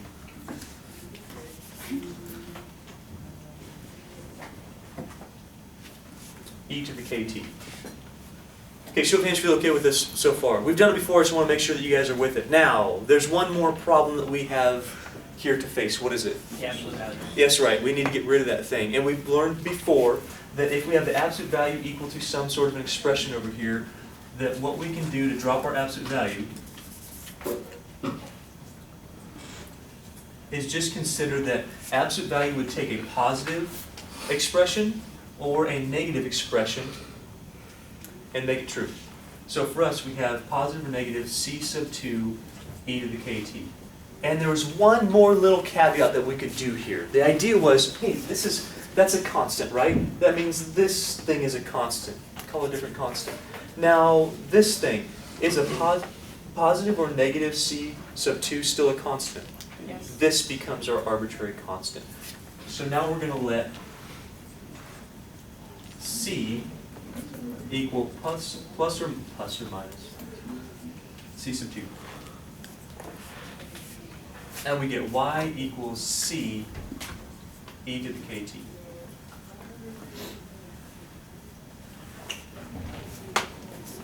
Okay, I want to show hands if you feel okay with that so far. So let's go through maybe a 20-second recap real quick to make sure that we are all with it. First thing we got is this. We know this means directly proportional. We know that this means the rate of change of whatever we're talking about. In this case, it's population. So okay, we have the rate of change of our population. We know that that's a differential equation which we can solve. We just solved that differential equation. It's right here. We just solved it. This would be called my general solution to this differential equation. If this was not here, I would be completely done. Does that make sense to you? Now, we also know that initial values are going to give us a particular solution. So, differential equation, no problem. Without this, we're done. We got a general solution. This is basically a family of curves. You with me? Mm-hmm. Now, to get a specific curve, to get a particular value, we need an initial value. That's what this thing is. So, general solution, very good, has one arbitrary constant. That's an arbitrary constant, that's C. K is going to be based on whatever your population model is, okay? So that's not arbitrary. C is your arbitrary constant. Now, to get our particular solution, we're going to now use our starting population, or our initial value in this case.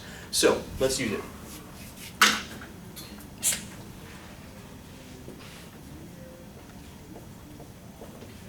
Our initial value, if you didn't catch it, our initial value is our starting population. It says, hey, how much is your population at time equals 0? Or so basically when you start your experiment, or when you start your research, or whatever you're talking about. So it says, what's going to go in place of our, now we don't have x's here, okay? We have the variable of what? T's are variable, and y. So what's going to go in place of our t? 0. Good. What's going to go in place of our y? Why not? Y sub 0, that's right. Good I ask. Why not? Hey, why not? Yeah, so what we do here is we go, okay, well, this says, remember that y is a function of t. We said it right here. Y is a function of t. So when I have y of 0, it means that, well, c is still there, e is still there, k is still there, but t becomes 0. Now it says y, when I plug in 0, is going to give me y sub 0. Well, this y is then y sub 0. Quick show of hands, feel okay with that so far? Now this is going to be kind of interesting, and hopefully it makes sense that we're going to get not an actual number for C, because we don't have an actual number here. Does that make sense to you? I'll explain this in just a bit so it makes absolute perfect concrete sense for you. What's going to happen to our e to the k times 0? How much is that going to be? 1. So this is 0, e to the 0 is 1. Therefore, what we get is y sub 0 equals c. Y sub 0 equals c. Does that make sense? Let's go one step further. We're going to finish this thing off. So, for last time only, general differential equation, not a problem. If I have an initial value, I can get a particular solution. Our particular solution, therefore, is y equals, what did our c change to? Y sub 0. All the way down. Why? What's our c? Why not?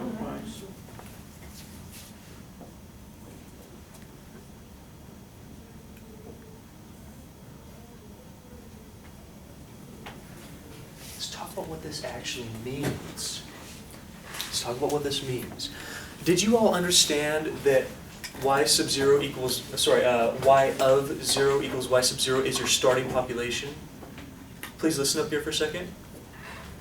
Let's say that your starting population was, I don't know, 200 whatever, 200 units, people, whatever you're talking about. So at time 0, you'd have 200. Does that make sense? Yeah. Over here, you wouldn't have y of 0 equals y sub 0. You'd have y of 0 equals 200. Your c would equal 200 here. Does that make sense? This would be 200.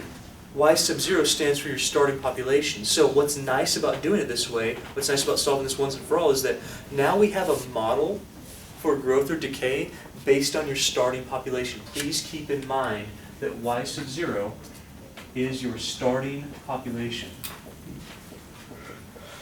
Who is that? P-E-R-T. It's really similar, and that's very, very interesting because we get that growth of interest, the amount of interest that you earn. What is it? It's amount, isn't it? equals the Amount. principal e to the rate Rate. times time. Very interesting that we get it from here. But yeah, that's where it comes from.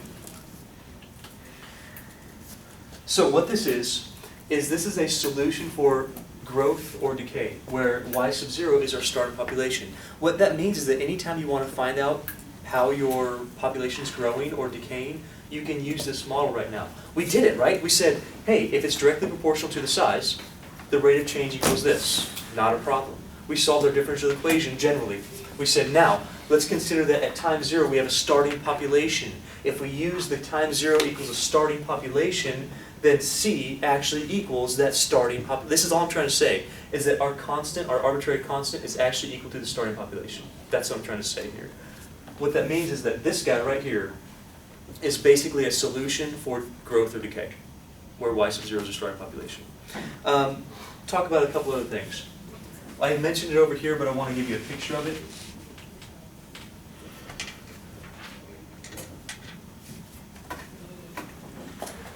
Let's say that k is positive. If k is positive, understand a couple things about this. Y sub 0 is a constant. Do you understand that? It's going to be a number here. So it's going to be whatever you're starting with. It's not a variable. It's going to be like in this classroom we start with, that's a weird talk about growth. I don't want to talk about decay either. I don't want you all to die or anything. Let's say that we have a culture of bacteria, okay? It's going to start somewhere at a finite number. That's going to go here. So notice, that's a constant, but this is e to some variable. It's an exponential based on e. Well, if that's the case, t is always going to be what? Positive or negative? Positive. For sure, we're not going to go backwards in time. So k is the only thing that's going to determine how this graph looks. If k is positive, it's got to grow because it is a function of e to some power. Do you remember how e looks? It's the, remember that? So it's going to do this. Now, of course for us, if this is based on time, what part of this graph is not valid? This doesn't matter, because we can't have negative time. We're starting at 0. So this is what it says. That hopefully this makes sense to you. It says you're going to start somewhere. Hey, look at that. You're going to start at 0. You'd start at the starting point. Why? That makes perfect sense. That's our population size right there. It says that if k is positive, you will be growing at some rate. Exponentially, yes. That's how growth works if you think about it. You start with 2 bunnies. A lot of bunnies. Okay, give it a year. Produces as much meat as a cow. Okay, if you have 2 bunnies, you just let them go. And do whatever bunnies do. Now, if k is negative, we get that other graph. This one. Again, for the same reason, because this is a function of t, and t cannot be negative, that side doesn't matter. Well, this would be what? Growth or decay? Actually decay. You're going to start somewhere. Hey, look at that. If you plug in 0, you're still going to get y sub 0. Your population starts somewhere, only now it's declining. Does that make sense to you? Yeah. Should fans feel okay with this idea? Cool. Would you like some examples of how to actually do this? Question? That was the proof, right? This is a proof that we can do natural growth or decay with this model. That's basically what that's saying. I'm basically saying, hey, you know what? If I tell you that our population is growing or declining, or find out what your population is doing, you can use this with your starting population. Now we're going to talk about some very simple examples and build on this right now. That was a good question. Any other questions at all? Did this side make sense to you? Because I got to erase this before I keep going. Okay.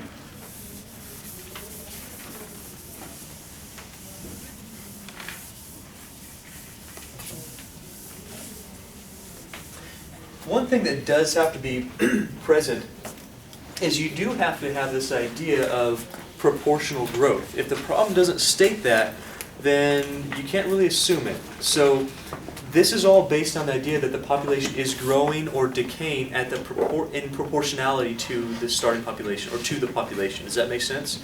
Some things grow or decay outside of proportion to the population. For instance, I'm not sure if this is exactly true, but I would think it would be true. If you have a series of bacteria and you drop some acid onto it, it's probably going to die very, very quickly, not proportional to its size. That's going to be an outside cause that's caused it done. Does that make sense? Or an antibiotic or something.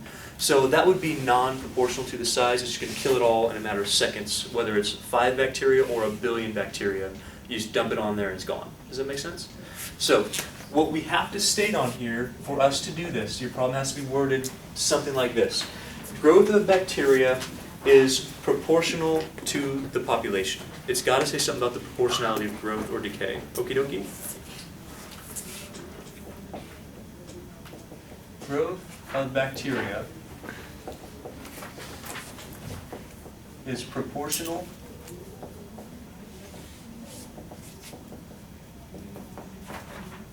to its population.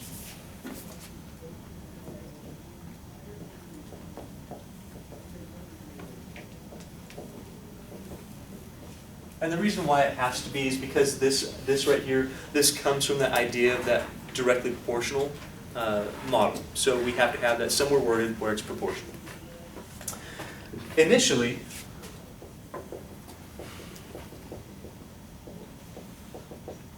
(600) bacteria are present.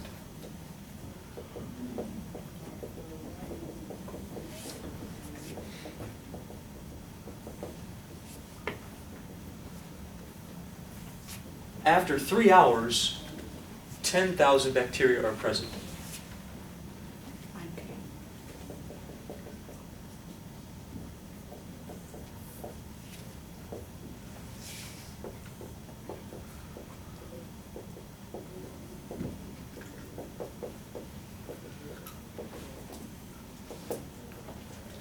You ever done any work in algebra with direct variation or inverse variation? You know that you basically have to be given two things. You got to be given a formula, which we have. You got to be given a scenario, like after this amount of time, this is happening. So in order for us to find k, this would have to be the case. So you'd say, okay, what's our starting size? Let's give some time and say, oh, now it's here. Now we have some sort of a model to base this growth on. Does that make sense to you? So here's what we're going to do. What I want to do is find the amount of bacteria after t hours. Find number of bacteria after t hours. You see, if we can do this, if we can find it after t hours, then we can plug in however many hours we want, and we'll be able to find a good model for our bacteria. So far, so good? Yeah. Basically, what you said is right. We're going to be finding k here. We got to find that variation, that constant variation for this particular model. So, oh, man, what are we going to do? Well, do we have a model for growth or decay that's based on proportionality to a population? Yeah, we actually did it. Don't redo all this stuff. Okay, I did this for a reason, so that we understand that that's okay. So we have, all right, well, this is very convenient for us. We know that y equals y sub 0 e to the k t. We know that's true. We also know something right off the bat. Right off the bat, we know one of these pieces. What one of these pieces do we know? Time and initial. Initial and final. We know initial. So initial says, hey, y sub 0 is how much? 600. That's right. That's always, this is what I was trying to get at you here, is that your arbitrary constant is here, as we showed it, proved it. Y sub 0 is your initial population, which makes it really nice, because right off the bat you go, okay, how much did you start with? You started with 600. Your initial value is, at time 0, it is the 600 units of bacteria. Okay, show of hands if you feel okay with that one. It's kind of simple, but I want to make sure that you actually get it. Next up, what do we know? Time. What do you mean? Time is 3 hours. What's our time? 3 hours. And what do we have after 3 hours? 10,000 10,000 what? bacteria. And that's a population. So if y is our population variable, then y, when I plug in 3 hours, is equal to how much? Do you notice how I'm creating another type of, it's not an initial value, but it's another, it's basically an ordered pair. It says when you have t of 3, you get y equals 10,000. This is what this second sentence basically tells us. Should have been okay with that one. Let's plug the numbers in. So we had our initial 600 units of bacteria at time equals 0. Well, that's not bad. That's pretty easy to actually do. You can think about it. You could plug in 0 and 600. You could solve for y not every single time, couldn't you? Even if you didn't have this, you could do that. You could say, hey, when t equals 0, this is gone, correct? And y would equal 600. Hey, y sub 0 equals 600. Duh. That's a piece of cake. We just did it once and for all. That's why it was so easy over here. Now, when t equals 3, after 3 hours, we have 10,000 units of bacteria. So what goes where? 10,000? 10,000 goes here? No. 10,000 goes here? Yes. 600 is not going to change. E to the 3K or K3? k times, sure, k times 3. So y was 10,000, no problem. This is how this works here. This is how order pair works. It says this goes for your y, this goes for your other independent variable of t. Your k is what we're looking for. How am I going to do that? Divide by 600 to I would do get that. the log. I would divide by 600. So if I divide by 6, what am I going to get if I divide by 600? 100 over 6. Say what now? Let's see, 100. Let's try to simplify. 50 over 3 maybe? 16.67. like fractions.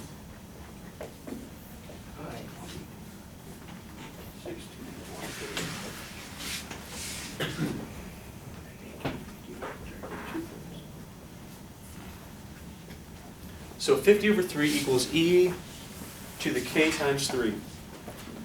Show of hands feel okay with that one. Now tell you what, we're going to be smart about this. Hopefully we're going to be smart about this.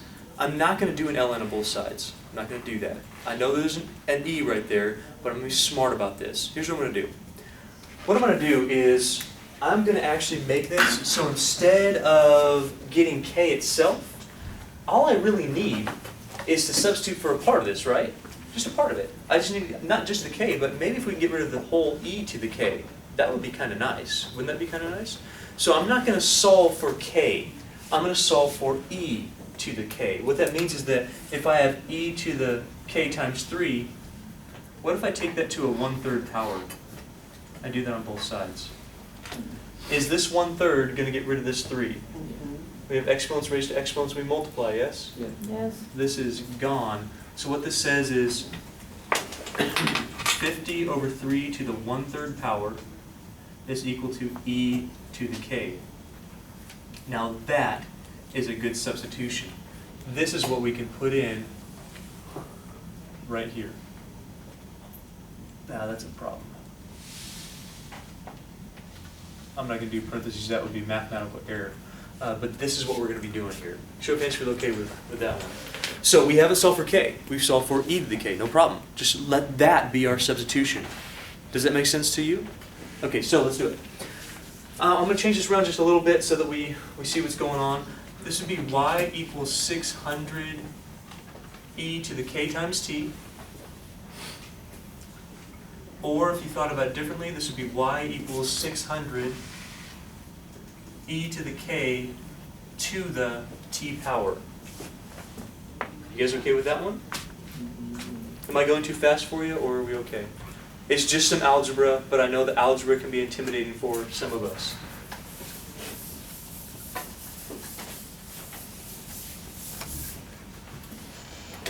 Okay, well, then y equals 600.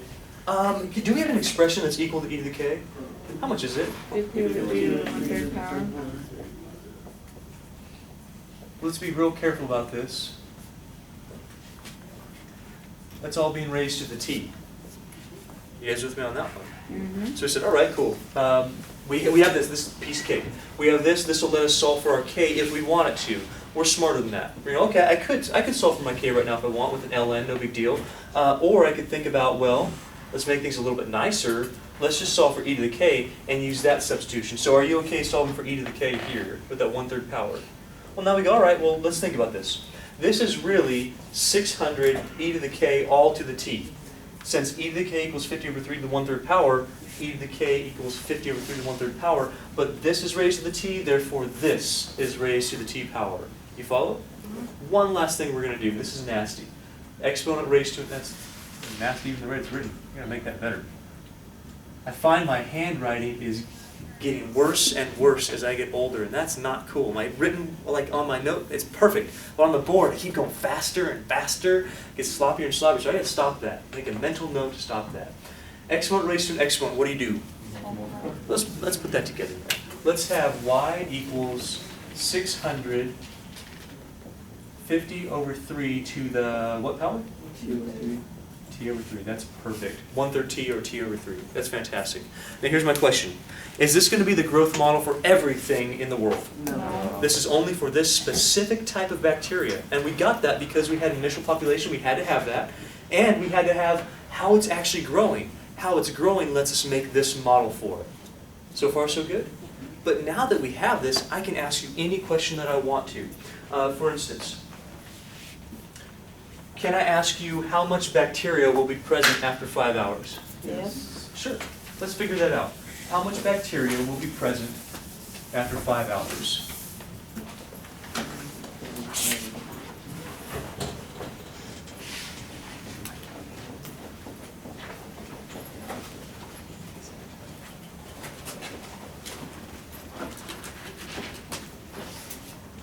How much bacteria present after 5 hours? Where would the 5 go here? T. There's only two places to plug numbers in, isn't it? The T stands for your time. What's the Y stand for? Your Population amount, your after 5 end. hours. That's very good. Your population, no matter what, stands for your population. So population size and your time. So if I want after 5 hours, our population would equal a starting population of 600 times 50 over 3 to the 5/3. So we do 50 divided by 3, take it to the 5/3 power, then multiply by 600 by order operations. Make sure you do it in that order. And Y would equal what? I got it. 65,247.8. Same here. Same here. I have no idea. Wait. What'd you say it was? 65,247.8. Let's just call it 248. 6.5 times 10 to the 4. 65,248. About. How many degrees? About 65,248. 65,248 what? Bacteria. Little bitty bacteria. That's right. Now, I'm no scientist. I'm really not very good at science. Actually, I was decent at science. But let's just pretend for a second that it takes 20,000 bacteria to make you sick, or so you present symptoms. So you get this little infection of 600 bacteria, and after 5 hours, you get 65,000 bacteria. Are you going to start feeling symptoms if the symptoms start, at 40,000? Yeah, okay. You start feeling symptoms. I don't know if that's the way it works, but I'm going to pretend it does in my little mind. That makes sense to me. But anyway, no matter what, we can find out a growth model for this particular bacteria. Does that make sense? Until the food runs out. Once food runs out, well, then naturally it's going to start decaying. Okay, last question. Could you find out how long it would take to grow bacteria to a certain size? Yeah. Let's find that one out. So, what do I want? When will the bacteria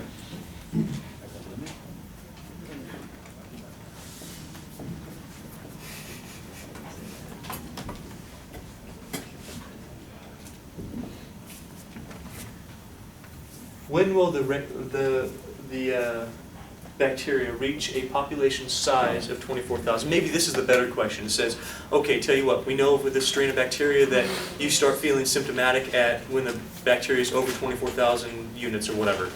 We started at 600 units. So right now we need to figure out, well, when's it going to reach that? How long does it take for you to start feeling, or whatever we're talking about? How long does it take for it to reach that population, no matter what we're talking about?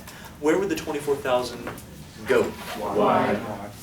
So we'd say, from our model here, this is what we can use in either situation. We'll ask two questions. How much is it going to be after a certain time, or when's this time is going to be a certain amount? So 24,000 equals 600, oh, I gave you nice numbers, 50 over 3 to the t over 3. My goodness, how in the world would you solve that? Yeah, I'd divide by 600 to start with. So we'd get how much? 40? 4. 40. 40. Yeah, 40.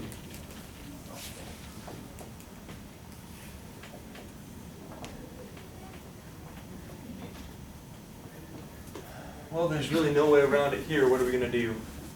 Natural log. Now it's a natural log of both sides because we got to get to this exponent. So natural log of 40 equals natural log of a bunch of crap. Why we do this, I'm not going to teach you the algebra again. Why we do this is so that we can bring the exponent down. If we do that, ln of 40 equals t over 3 ln 50 over 30. After that, can you solve for your t? Yes. This would be multiplying by 3 and dividing by ln of 50 over 3.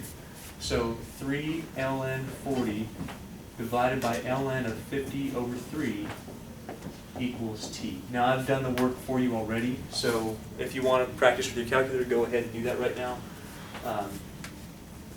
But for us, we're going to get t is approximately 3.93 hours.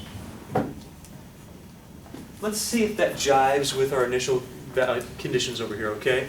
If it says 600 present, after 3 hours we get 10,000, does it make sense that after 3.9 hours we get more than that? Yeah, it's exponential growth, so it's going to grow faster than linear. So it is growing like this, okay? The more bacteria you have, the faster it's growing. That should make sense. Bacteria doubles pretty quickly, okay? So you get more bacteria, it's going to grow faster in proportion to its size. Should you guys feel all right with that one? Tell you what, we'll start one more now that we have this idea kind of down. It goes so nice and quick for us. Let's talk about something a little different than growth. Let's talk about decay.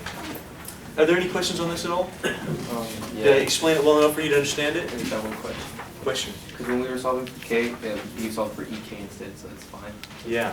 I just solved for EK. Yeah, I would definitely solve for e to the k because we're just taking that little bit and substituting in there, okay? You could actually solve for k, but then when you realize it, it's going to be e to the ln, isn't it? Yeah. E to the ln is gone, so we're going to be smart about this and not have to do that. Here, there's no way around it.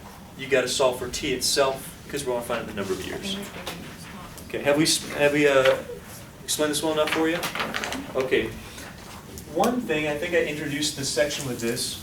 One thing that decays in proportion to its population are certain substances.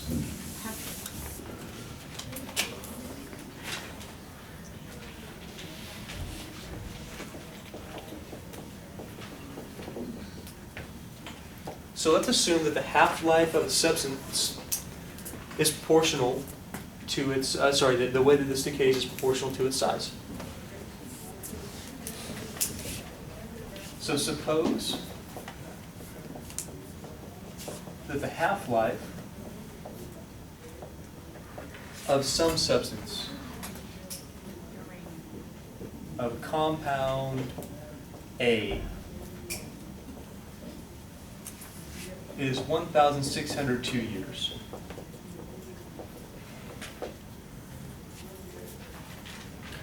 Let's suppose that we have 100 milligrams to start.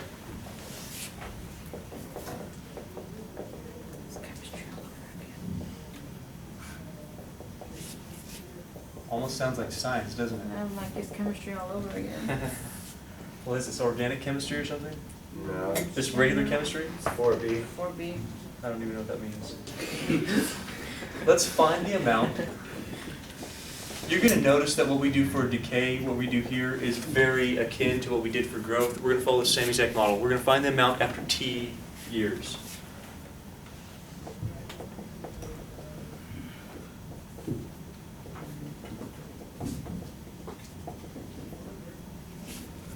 Well, that should be pretty easy to do. Let's start. Find the amount after t years. Do we know that this is growth or decay? Yeah, it's decay. Well, the model's going to be exactly the same. So we're going to have y equals y sub 0 e to the k times t.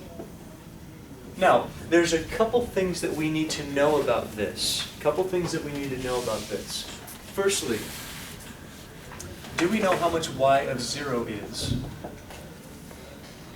100 milligrams? Remember, y of 0 says how much do you start with. Do you know how much you started with? You guys okay with that one? You start with 100, hey, y of 0 or y sub 0 is going to be 100. We know that one. But there's also something else. We just need to know how to write it. When it says a half-life, when it says a half-life, it gives us a piece of information here. So it says, after how many years? 1602. After 1602 years, we're going to have half, please listen carefully, we're going to have half of whatever we started with. Does that make sense? So we're going to use our starting amount to come up with this thing. If we start with 100 milligrams at year 0, I say, let's give it 1602 years. We're going to have, that's what half-life means. It means you have half of it left. How much is going to be left? 50 milligrams. If you get this, you're going to get the rest of this. Show of hands if you get that one. Tell you what, why don't you try this one? I'm going to go through this quickly next time, very quickly next time. Why don't you try this at home, or if you're watching this, try this on your own. Find out a couple things. Firstly, I want you to find out how much is after T years. So go up and do this. Basically, you can get down to this far, okay? After that, find out how much you'd have after 1,000 years, and how long it would take to get 40 milligrams. So basically, I mean, do you see the similarity here? Yeah. It's exactly the same. I'm not asking you to go out and solve how to get to the moon or something. Actually, that's already been done a long time ago. Unless you're a conspiracy theorist and they never made it, whatever. So, after a certain amount of years, after a certain amount of years, this can be very similar to this. Just plug the number in. How much will we get to, or how long will it take to get to 40 milligrams? So, after 1,000 years, how much we're going to have, and how long will it take to get to 40 milligrams? Can you guys do that for me? Let's do that. 1,000 years. How long will it take to get 40 milligrams? Okay, let's go. So we have this problem we're working on. As I've asked you to go do this on your own. Most of you didn't actually do that. Probably people on the tape didn't do that either, so we're going to do it together. But very fast. So the half-life of some substances is 1,602 years. If you have 100 milligrams to start with, a couple questions. Firstly, find the amount after T years. Now, what we're going to assume is that this fits our model of y equals y sub 0 e to the kt. If you'll remember from last time, we got this from solving basically just solving a differential equation. That was it. This was a proportional problem that we said, okay, if we find a derivative, that's a rate at which this is changing. Therefore, we solve a differential equation, and we have one situation that let us go from an arbitrary constant into this y sub 0, and it was that we are always going to start with some initial amount when we're checking population growth or decay. Here, our population is kind of like this 100 milligrams of some substance that we have. So, with our half-life, the first idea is, well, you got to see what our y sub 0 is, and then we're going to have to see something that lets us solve for our k. So, firstly, tell me what the y sub 0 stands for. Initial. Sure, initial population, or initial amount that we have. What is our initial amount that we have? 100 milligrams. Okay, so what we know that right now is that y sub 0, because we are in terms of t stands for, in this case, it stands for years. It can be any amount of time, minutes, hours, whatever, seconds sometimes for certain half-lives. But here we have, well, y sub 0 equals 100. Well, yes, it is 100. Y sub 0 stands for the amount that we're going to have after 0 years have passed. So basically, right when we start, we have 100 milligrams of some substance. Now, what's interesting, and this is, I think, where I probably left you last time, I'm not really sure. We also have another statement given up here.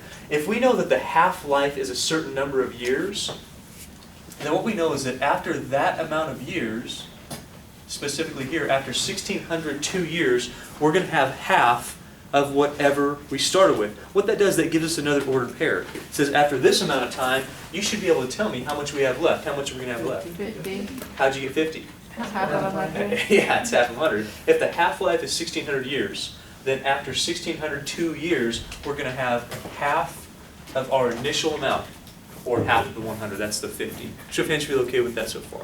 Well, now we start breaking it down. Okay, so if y of 0 is 100, that means that our starting amount is simply 100. Therefore, instead of y equals y sub 0, we go, no. Our starting amount is 100 milligrams. Not a problem. Now what are we going to do? Sit here quietly. Very good. That's exactly right. What are we going to do? Change it by 9, which is 1,602. What's the idea in plugging those numbers in? What are we trying to find right now? EK. We can solve for k. But EK. yeah, we can solve for k. But a nice thing about this is that if we solve for e to the k, Well, then we can make a larger substitution and not have to worry about the ln. So what we're going to do is we're going to try to find a value for e to the k. How we do that? We use this other piece of information. We have to have two pieces. We got to have an initial value, then we have to have how much you have left after a certain amount of time. You've got to have another ordered pair, something that tells you something additionally. So in our case, we go, all right, no, not a problem. How much is the y if I plug in this? Is it the 1602 or is it the 50? 50. Yeah, it says the y is the 50. That's how much we'll have left. The 100 doesn't change. The e doesn't change. The k is what we're really missing here, times, what's the t in our case? 1602. That's right. What's the next thing you do? Try to isolate e to the k. Sure, how are we going to isolate e to the k? Come on, help me out. Divided by 100. If we divide by that 100, we're going to get 1/2 equals e to the k times 1602. Keep writing 1620. 1602. How about after that? Can we solve for e to the k in this case?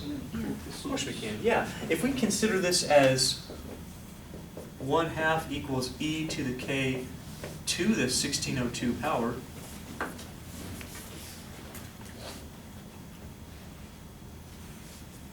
well then basically all we got to do is raise both sides to a specific value that's going to give us a simplification of that exponent. Specifically, if we take both sides to the 1 over 1602 power, it's a weird power, but if we do that on both sides, then what we end up getting is that e to the k equals 1/2 to the 1 over 1600 second power. This right here, do you remember that when you have exponents raised to exponents, we multiply 1600 times 1 over 1600? Gone. We just get e to the k. This side we have 1/2 to the 1 over 1600 second power. Show of hands feel okay with that so far. I know we went through a little fast, but we've done this before, so I want to make sure that we get on another concept here in just a bit. Oh, don't want to erase that. Almost there. Well, now we can do our substitution. So when we do, notice that we want to change this thing, but we only want to change the e to the k. So we'll have y equals 100. How much does the e to the k become? 1/2 over 602 power.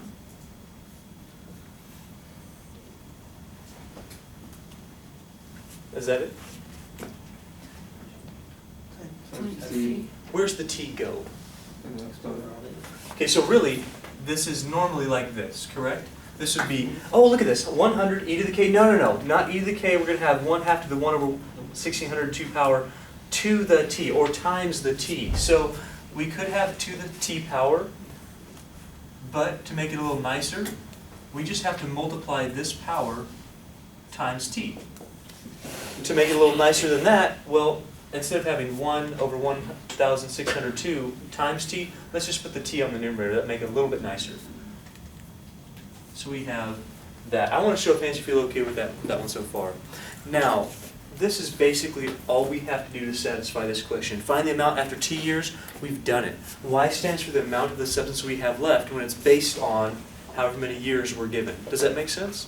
This half is not coincidental. If you're talking about half-life, well, think about that. If you're talking about half-life, whatever you have here should be exactly half of whatever you have here, correct? And your very first step is going to be to divide. You're always going to get 1/2 right there. It's basically just based on whatever the number of years is, where you start with, whatever the number of years is. Show of hands feel okay with that idea. Now let's solve our questions. If I want to find the amount after 1,000 years, use our model. Where's the 1,000 go? In t. So we're going to have y equals 100 doesn't change, 1/2 doesn't change. We're going to have 1,000 over 1602, and someone who's really quick with a calculator, 64.88 milligrams. 64 point what? 88. Sure, 64.8. That sounds about right. Let's see if that sounds about right. What we know is this. We know that half of this material should be gone after 1602 years, correct? So if I give you 1,000 years, less than 1602, we should have less than half of it gone. Does that work out for us? We start with 100. If we do this and we get something like 300 your product has miraculously grown. That probably won't make sense, okay? This is supposed to decompose over time. So this is less than halfway gone. We've had less than half the half-life, so sounds about right. How long will it take to get 40 milligrams? So what would we do in that case? Make Y 40. Yeah. In this case, we say, all right, we'll use our model here. If Y stands for the amount of the substance left, then we're going to have 40 milligrams equals, well, the same model. 100, 1/2 to the T over 1602. How would you solve this? What would you do? Divide by 100 first. You divide by 100. So if we divide by 100, we get 4/10, we get 2/5. 2/5.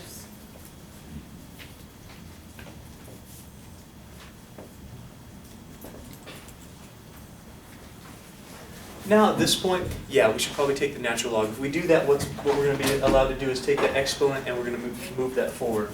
So natural log of 2/5 equals natural log of 1/2 to the T over 1602. After that, well, we should know this. The reason why we do a natural log with exponentials is this allows us to move our exponents to the front as a coefficient. So we have ln of 2/5 equals T over 1602 times ln of 1/2. Then we just do some multiplication and division. If we want to solve for T, we're going to multiply by 1602. We're going to divide by ln of 1/2. So we get 1602 times ln of 2/5 over ln of 1/2 equals T. Has anyone figured that one out? 2,118 years. 2000, let me see if that's what I got too. Yeah, that's exactly what I got. 2,118 years.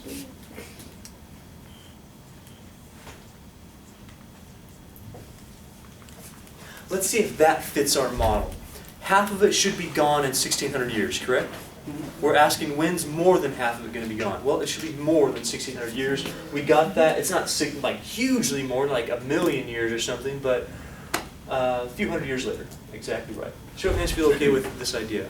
Pretty straightforward. Actually, we didn't even do calculus today, did we?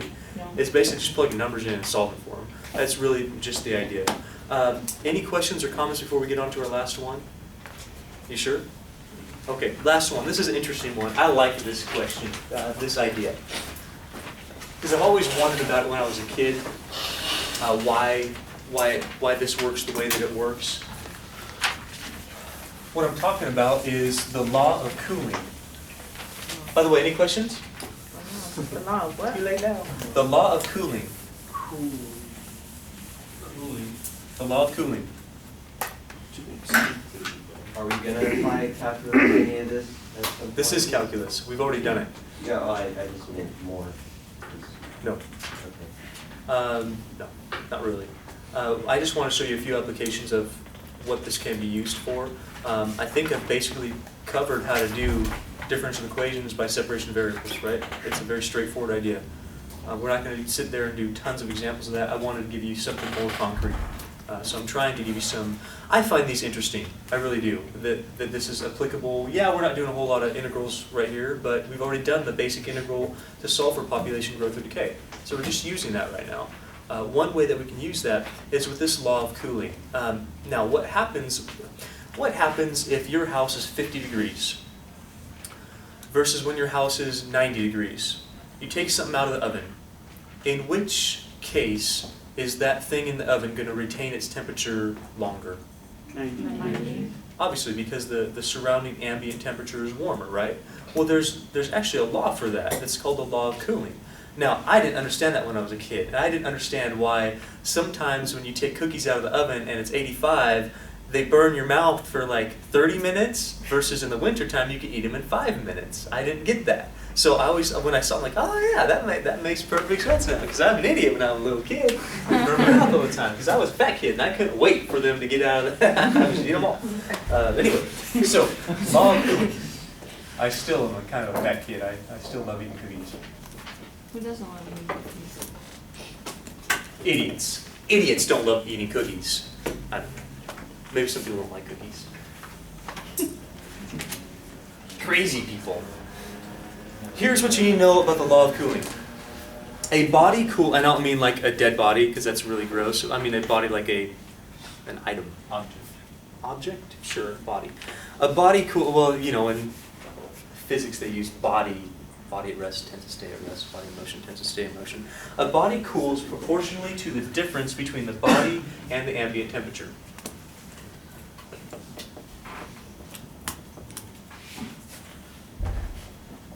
A body cools proportionally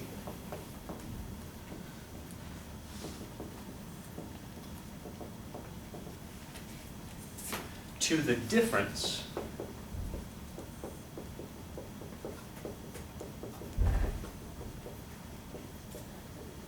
well, that's interesting, between the body and the ambient temperature.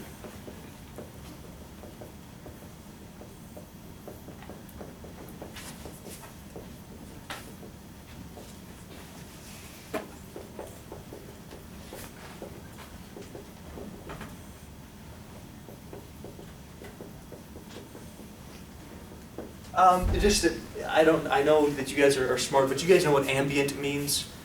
Not an Ambien, okay? We're not talking about drugs, but an ambient. Do you know what ambient means? Yes.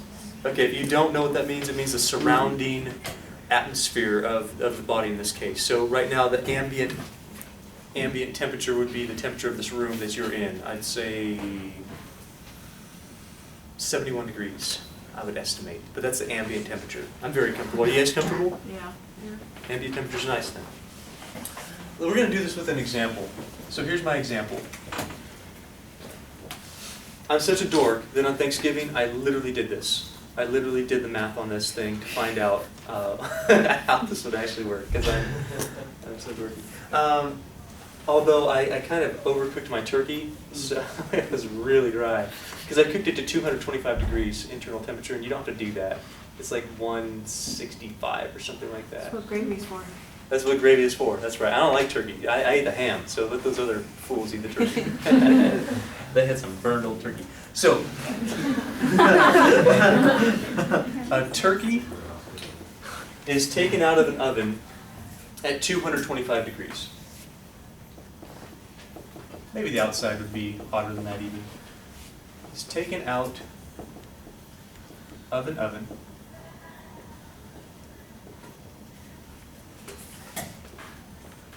at 225 degrees.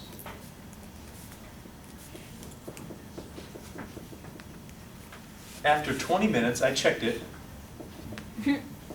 After 20 minutes, it was 185 degrees.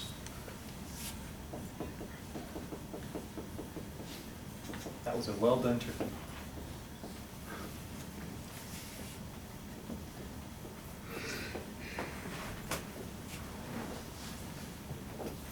Now, you need to know that at my house, it stays a nice 70 degrees all the time. Is that important to know? Yes. Yeah. Yes, because if I was really cheap during Thanksgiving and said, I'm not running the heater at all, it'd be like 50 degrees, in which case the turkey would cool off faster. Much more convenient for eating, but you have to eat in a jacket, so that's not super fun. If I kept it at 90 degrees, my electricity bill would be through the roof, but the turkey would not cool off for a long time. So they'd be very comfortable in shorts, but not be able to eat for a few hours. So anyway, my temperature in the house, or the ambient temperature, temperature of the house was 70 degrees at the time.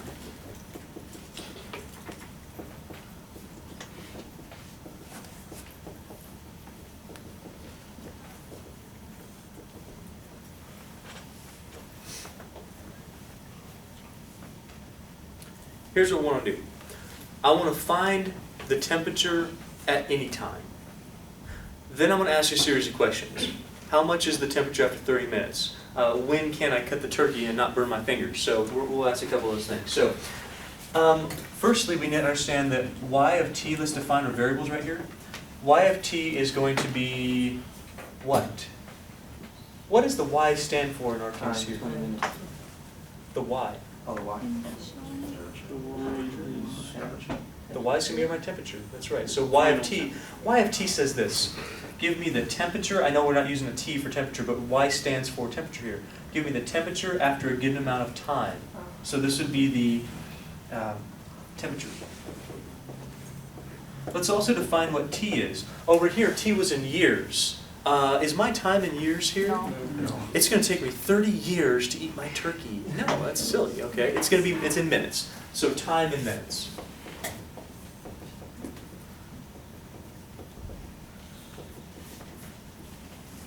Time in minutes. Now, there's a few things that we need to identify before we start our problem. The first one is this. First one, we got to figure out what our initial values are for this situation. So, can you tell me now that we have this, can you tell me how much y of 0 is? In fact, can you tell me what y of 0 actually means in reference to this problem? It's kind of good to know, right? I don't want you just to do these things by rote memorization of how to do differential equations and these cooling problems, but understand what it means. What does y of 0 actually mean? When you first took it out of the oven? Good, so it's going to be the temperature when I first took it out. Not when I start cooking it, but right when I open the oven door. Because it's going to start cooling at that moment when I take it right out of the oven. So at y of 0 means the temperature right when I remove it. How much is that? 225. Perfect. Do we know anything else about this problem right now? After 20 minutes. After how many? 20. How am I going to write that? Y 20. Good. So it says, hey, the temperature after 20 minutes was 185. That's the two pieces of information I know. We always need those two pieces of information, where we're starting and how that temperature is declining or how the population is growing. We need another piece of information to be able to solve for our e to the k or our k or whatever we're talking about in each case. So far, so good? Now, the last thing we need to know is what the differential equation looks like. Well, it's important that we actually set this up correctly. You see, we're not going to have exactly the same model every time. We've got to think about what's going on. If we know that a body cools proportionally, that's cool. That's going to be, no pun intended, but that's going to be k times something, for sure. Now, if it says the body cools proportionally to the difference between, well, that's going to be something else. It's going to be a little different here. So, here's what we know. That right there would be, please pay attention, I'm going to change this. You don't need to write this down right now, just sit here and watch. This would be a rate of change that is proportional to something. This would be proportionality. We've talked about this before. Does that make sense? If I want the rate of change being proportional to just what the temperature is, I'm good. That's what this says. Rate of change is proportional to the temperature. Got it. Temperature right here is my amount. Do you understand that? It's not like the size of the turkey. Okay, that's not what I'm talking about. It's the temperature itself. The hotter it is, the faster it's going to cool in a given situation. As it gets closer and closer to the temperature of the room, it's going to cool more slowly. Does that make sense to you? It's proportional decay, but it's on that exponential model.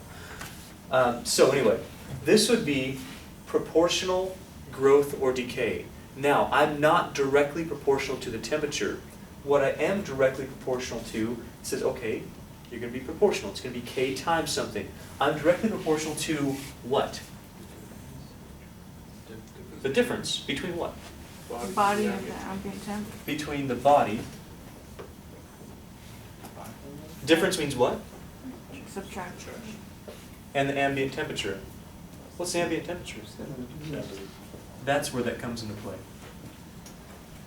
So, I want you to understand why this is the way that it is. Firstly, do you understand that when I'm proportional, it's going to be k times something. That's what a proportional concept means. So, our rate of change is proportional. That means our rate of change will be k times some amount. It should tell you what it's in reference to up here. So, if it was just, hey, the rate of decline of my temperature is proportional to the temperature, it would have been ky. Not sure if you understand that concept. It's not though. It says the rate of change of my temperature is proportional, k times, to the difference between the body, the temperature of the body. Remember that y stands for the temperature of the body and the ambient temperature. So this says it's proportional. The difference, the rate of change of my temperature is proportional, k times, to the difference between the temperature of the body and the ambient temperature. Show if you be okay with these concepts. It's important to set up, right? Otherwise, we're going to be kind of stuck on this thing. Now for the calculus. We're going to go through it. It doesn't fit the model, so yeah, we're going to have to do a little bit more calculus here. Let's think about this in terms of a differential equation. We already got our initial values. That's cool. Can you do that differential equation? First, is it a differential equation? Oh yeah, it's an equation. It's got a first order differential equation situation going on here. Can you separate the variables? Yes. How would you do that? Divide by, no, I don't want to do that. I want to get y's on the left-hand side. I want the k's on the right-hand side. Should be I'm not going to do that either. Divide the y and minus. Yeah, let's just do that. Let's move this whole piece over here. So if I move this whole piece over here, I've got 1 over y minus 70 dy dx equals k. Hey, are all my y variables on one side and everything else on the other side? Yes. That's what I'm looking for. That's a separation of variables. Thanks for the emphasis. Yeah. Drop it like it's hot. Throwback. Anyway, what would I do at this point now that I have my variables on different sides? What do I do? Come on, you should know this. What do we do? Integrate. Some of you know it. Yeah, you're just not excited about it. Goodness. Better be for Better, integration yeah. be. So we're going to integrate both sides with respect to, well, not really. In fact, I have this completely wrong from the very beginning. You should tell me the one mistake I've made, actually. I've made lots of mistakes, but today I've made one mistake and no one caught it, actually. So I just kind of left it. I wrote it, and I'm like, I wonder if they'll catch that. I made a mistake from almost the beginning. What is it? dt. It's not with, there's no x. We don't have one. So be careful with I messed up right here and I just left it. I want to see if you caught it. We need to really be careful. We failed. You failed.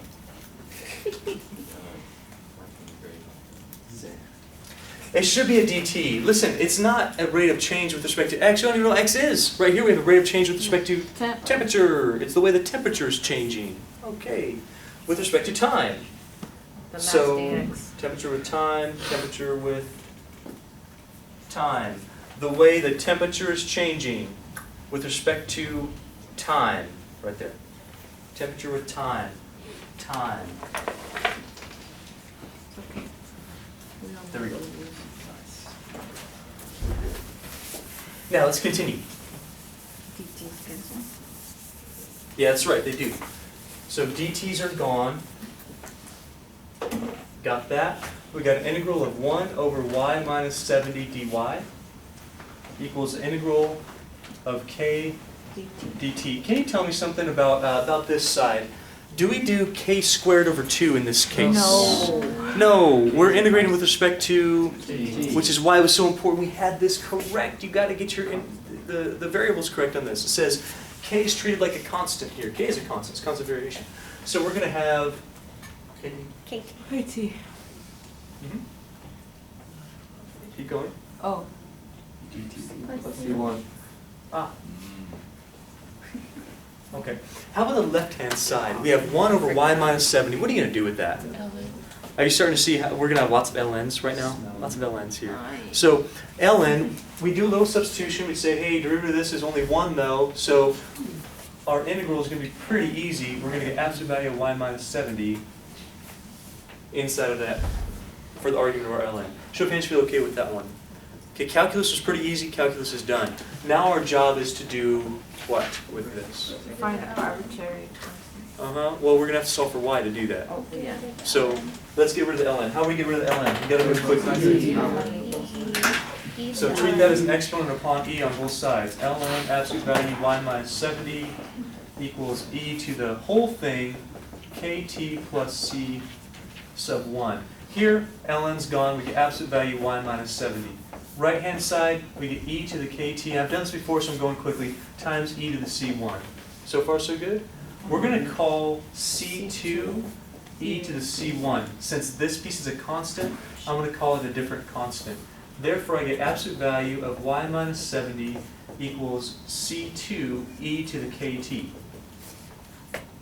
Last thing we're going to do, again, we're moving quickly because this is exactly what we've done before. Do you guys see how similar this is from what we've done before? We're going to say y minus 70 equals plus or minus c sub 2 e to the kt. And then we're going to find our arbitrary constant c to equal plus or minus c to the c sub 2. Since this is going to be a constant, I got y minus 70 equals c e to the kt. Is there general? Oops, sorry, I should have actually done that. Just need more space. What's our general? It's just the general. That's right. This is the general solution to this differential equation that we started right here. That's the general solution. Show of hands, feel okay with the general solution. Now, how do we go from a general solution to a particular solution? What do we do? An initial form? Now, we've already used, well, did we use any of them? What have we used so far? Well, nothing, really. Just 70 degrees. We just use a 70, the Abian. Can we solve for our C? That would be our first case. Which one do we use to solve for our C? Initial? Probably this one would be easy to do, right? We'd plug in, where would the 0 go? I want to make sure you guys are okay. I'm getting some kind of vague looks on your faces. Either you're tired or you're bored, or you don't get it. I want just the first two.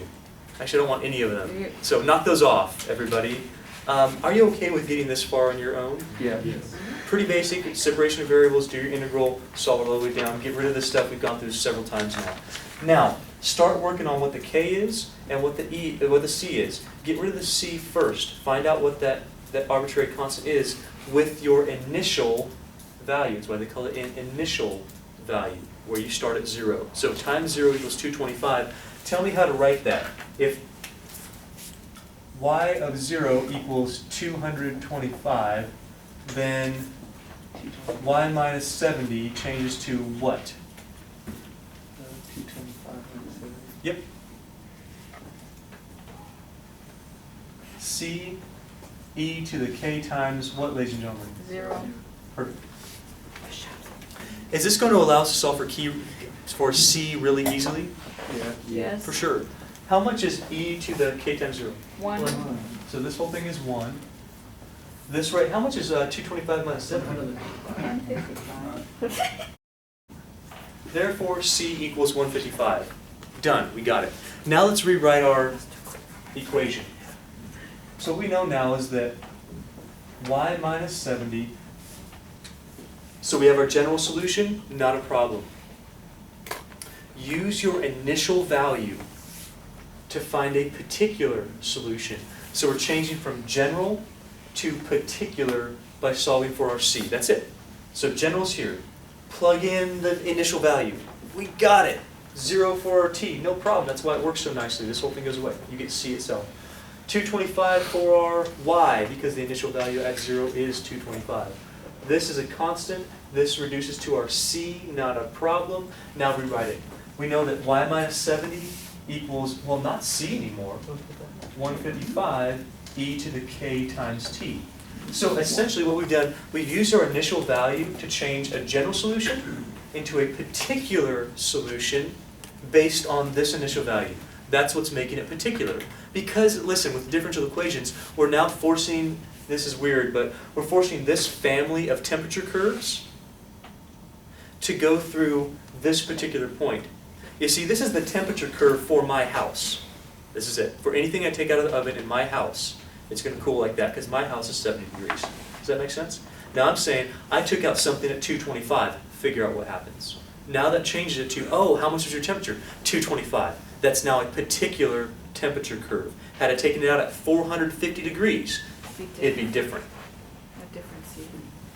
Whatever that was up there, okay? It'd be 450 minus 70, and that would now be your C. Show of hands feel okay with that one. All right, so cool. What now? Solve for whatever you want. Solve for whatever you want to solve. What do you mean solve for whatever you want to solve for? Well, you need to ask the question. Time and minutes. I just asked, what do we do now? Oh, you want us to find a general time? No, we're missing something up here right now. We got to get rid of that e to the k. So how do we get rid of the e? This isn't going to let us do anything right now. If I say, hey, find the temperature after 30 minutes, you're going to go, cool. What would be 30? T. What would k be? We don't know. I don't know. That's why you have to be given the second piece of information. So there's initial value. Initial value solves for your C, your general. This is going to allow you to solve for your K. Does that make sense? So now we plug that in. So from here we go, okay, this is cool. This is a particular solution right now. But this next piece is going to make it so that we can solve for my variation. So if y of 20 equals 185, let's continue to plug this in. Go for it. What do we do? 185 minus 70. 185 minus 70 equals 155. E to the k times 20. Perfect. 20 is our time. 85 is our temperature. Now we solved it. Let's solve for e to the k like we did before. That way we don't have to worry about those ln's. 85 minus 70 115. equals 155 e to the k. I'm going to write it like this right now, just to the 20th power. E to the k times 20 is the same thing as e to the k to the 20th. Then what do we do? Divide by 155. Let's do that. Let's divide and let's simplify. What do you get when you divide 115 by 155 and simplify? How much you get? 23 over 31?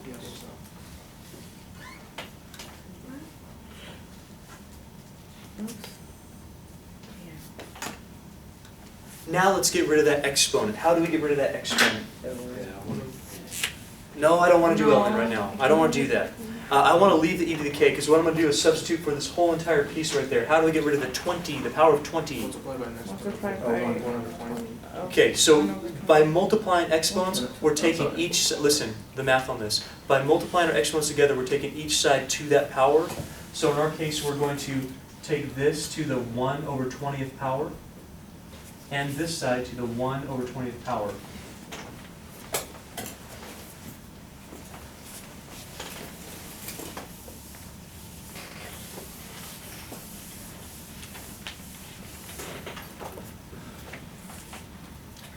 So 23 over 31 to the 1 over 20th power equals e to the k.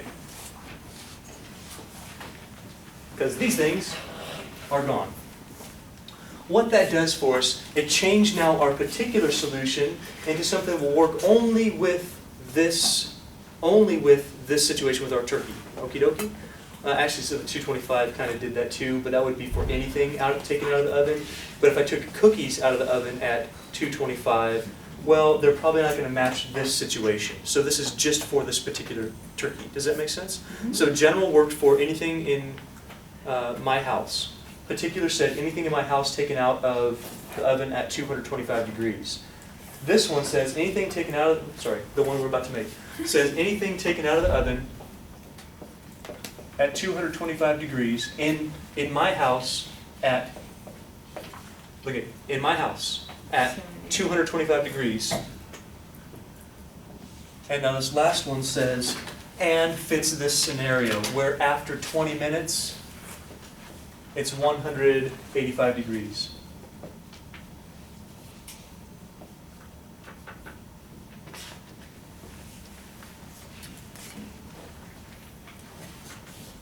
I need to make sure you guys get this. Are you okay translating from this guy to this guy using this? This was, hey, same thing. E to the k is now this piece to the 1 over 20, but since I'm multiplying by t, I get t over 20 instead of 1 over 20. Show of hands if you're all right with that one. So let's go through it one time real quick here. That minus 70 came because the difference between the temperature of the body and the temperature of my house. So this is for my house at 70 degrees. This came from solving for a particular solution, particular solution, given that the item starting out, the body starting out is 225 degrees. Does that make sense to you? Mm-hmm. This comes from this particular piece of information saying that this has to fit the scenario that after 20 minutes, it's 185 degrees. If the body doesn't fit that scenario, this won't work, but I could maybe change that. Does that make sense to you? Mm-hmm. Okay, so now we continue. Let's solve this for y. Just one little step. How can I solve it for y? Yeah, just add 70. So y equals 70 plus 155, 23 over 31 to the t over 20. I get two questions. First question.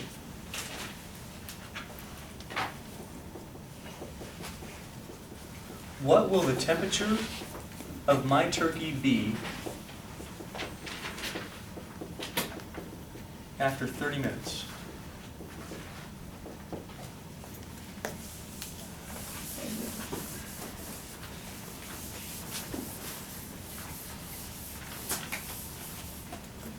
Where would the 30 go? T. Pretty easy now, it's just plugging numbers in. So we'd say the temperature would equal 70 plus 155, 23 over 31 to the, well, T stands for, this is why we defined it, okay? T was time in minutes. We had it on the board earlier. T was time in minutes. If I want 30 minutes, I'd put 30 over 20. Y stands for our temperature. That's what I said. Y in terms of T was our temperature. We already defined that.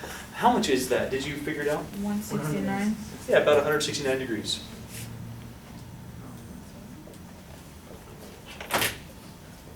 That's still a really hot turkey. Let's see if it fits. Listen, after 20 minutes, it was 185. It's cooling, right? Mhm. After 30 minutes, it should be cooler, was it? Yeah. Hey, that works. Now, let's find out this. How long does Mr. Leonard have to wait to cut his turkey so he won't burn his fingers?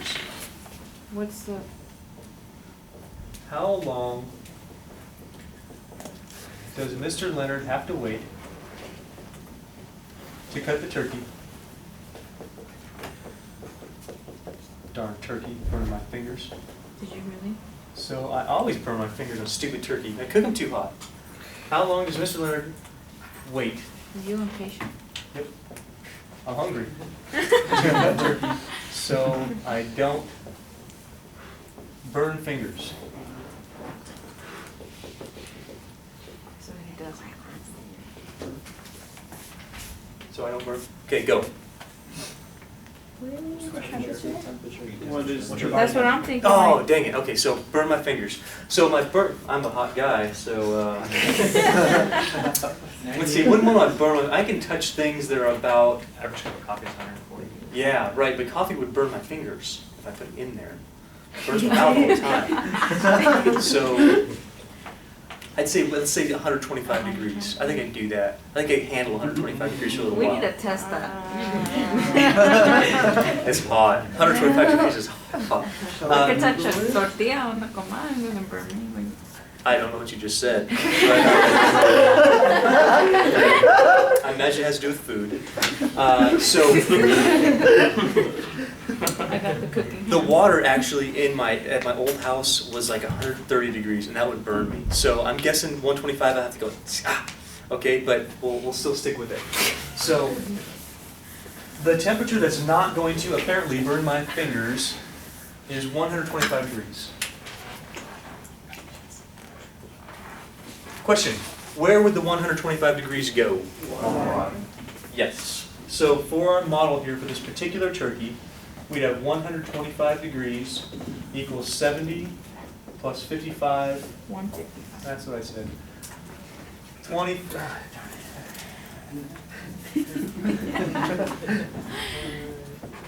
23, 31, T over 20. And then we start solving this thing. To omit time, I'm just going to give you the answer because we're going to go over here.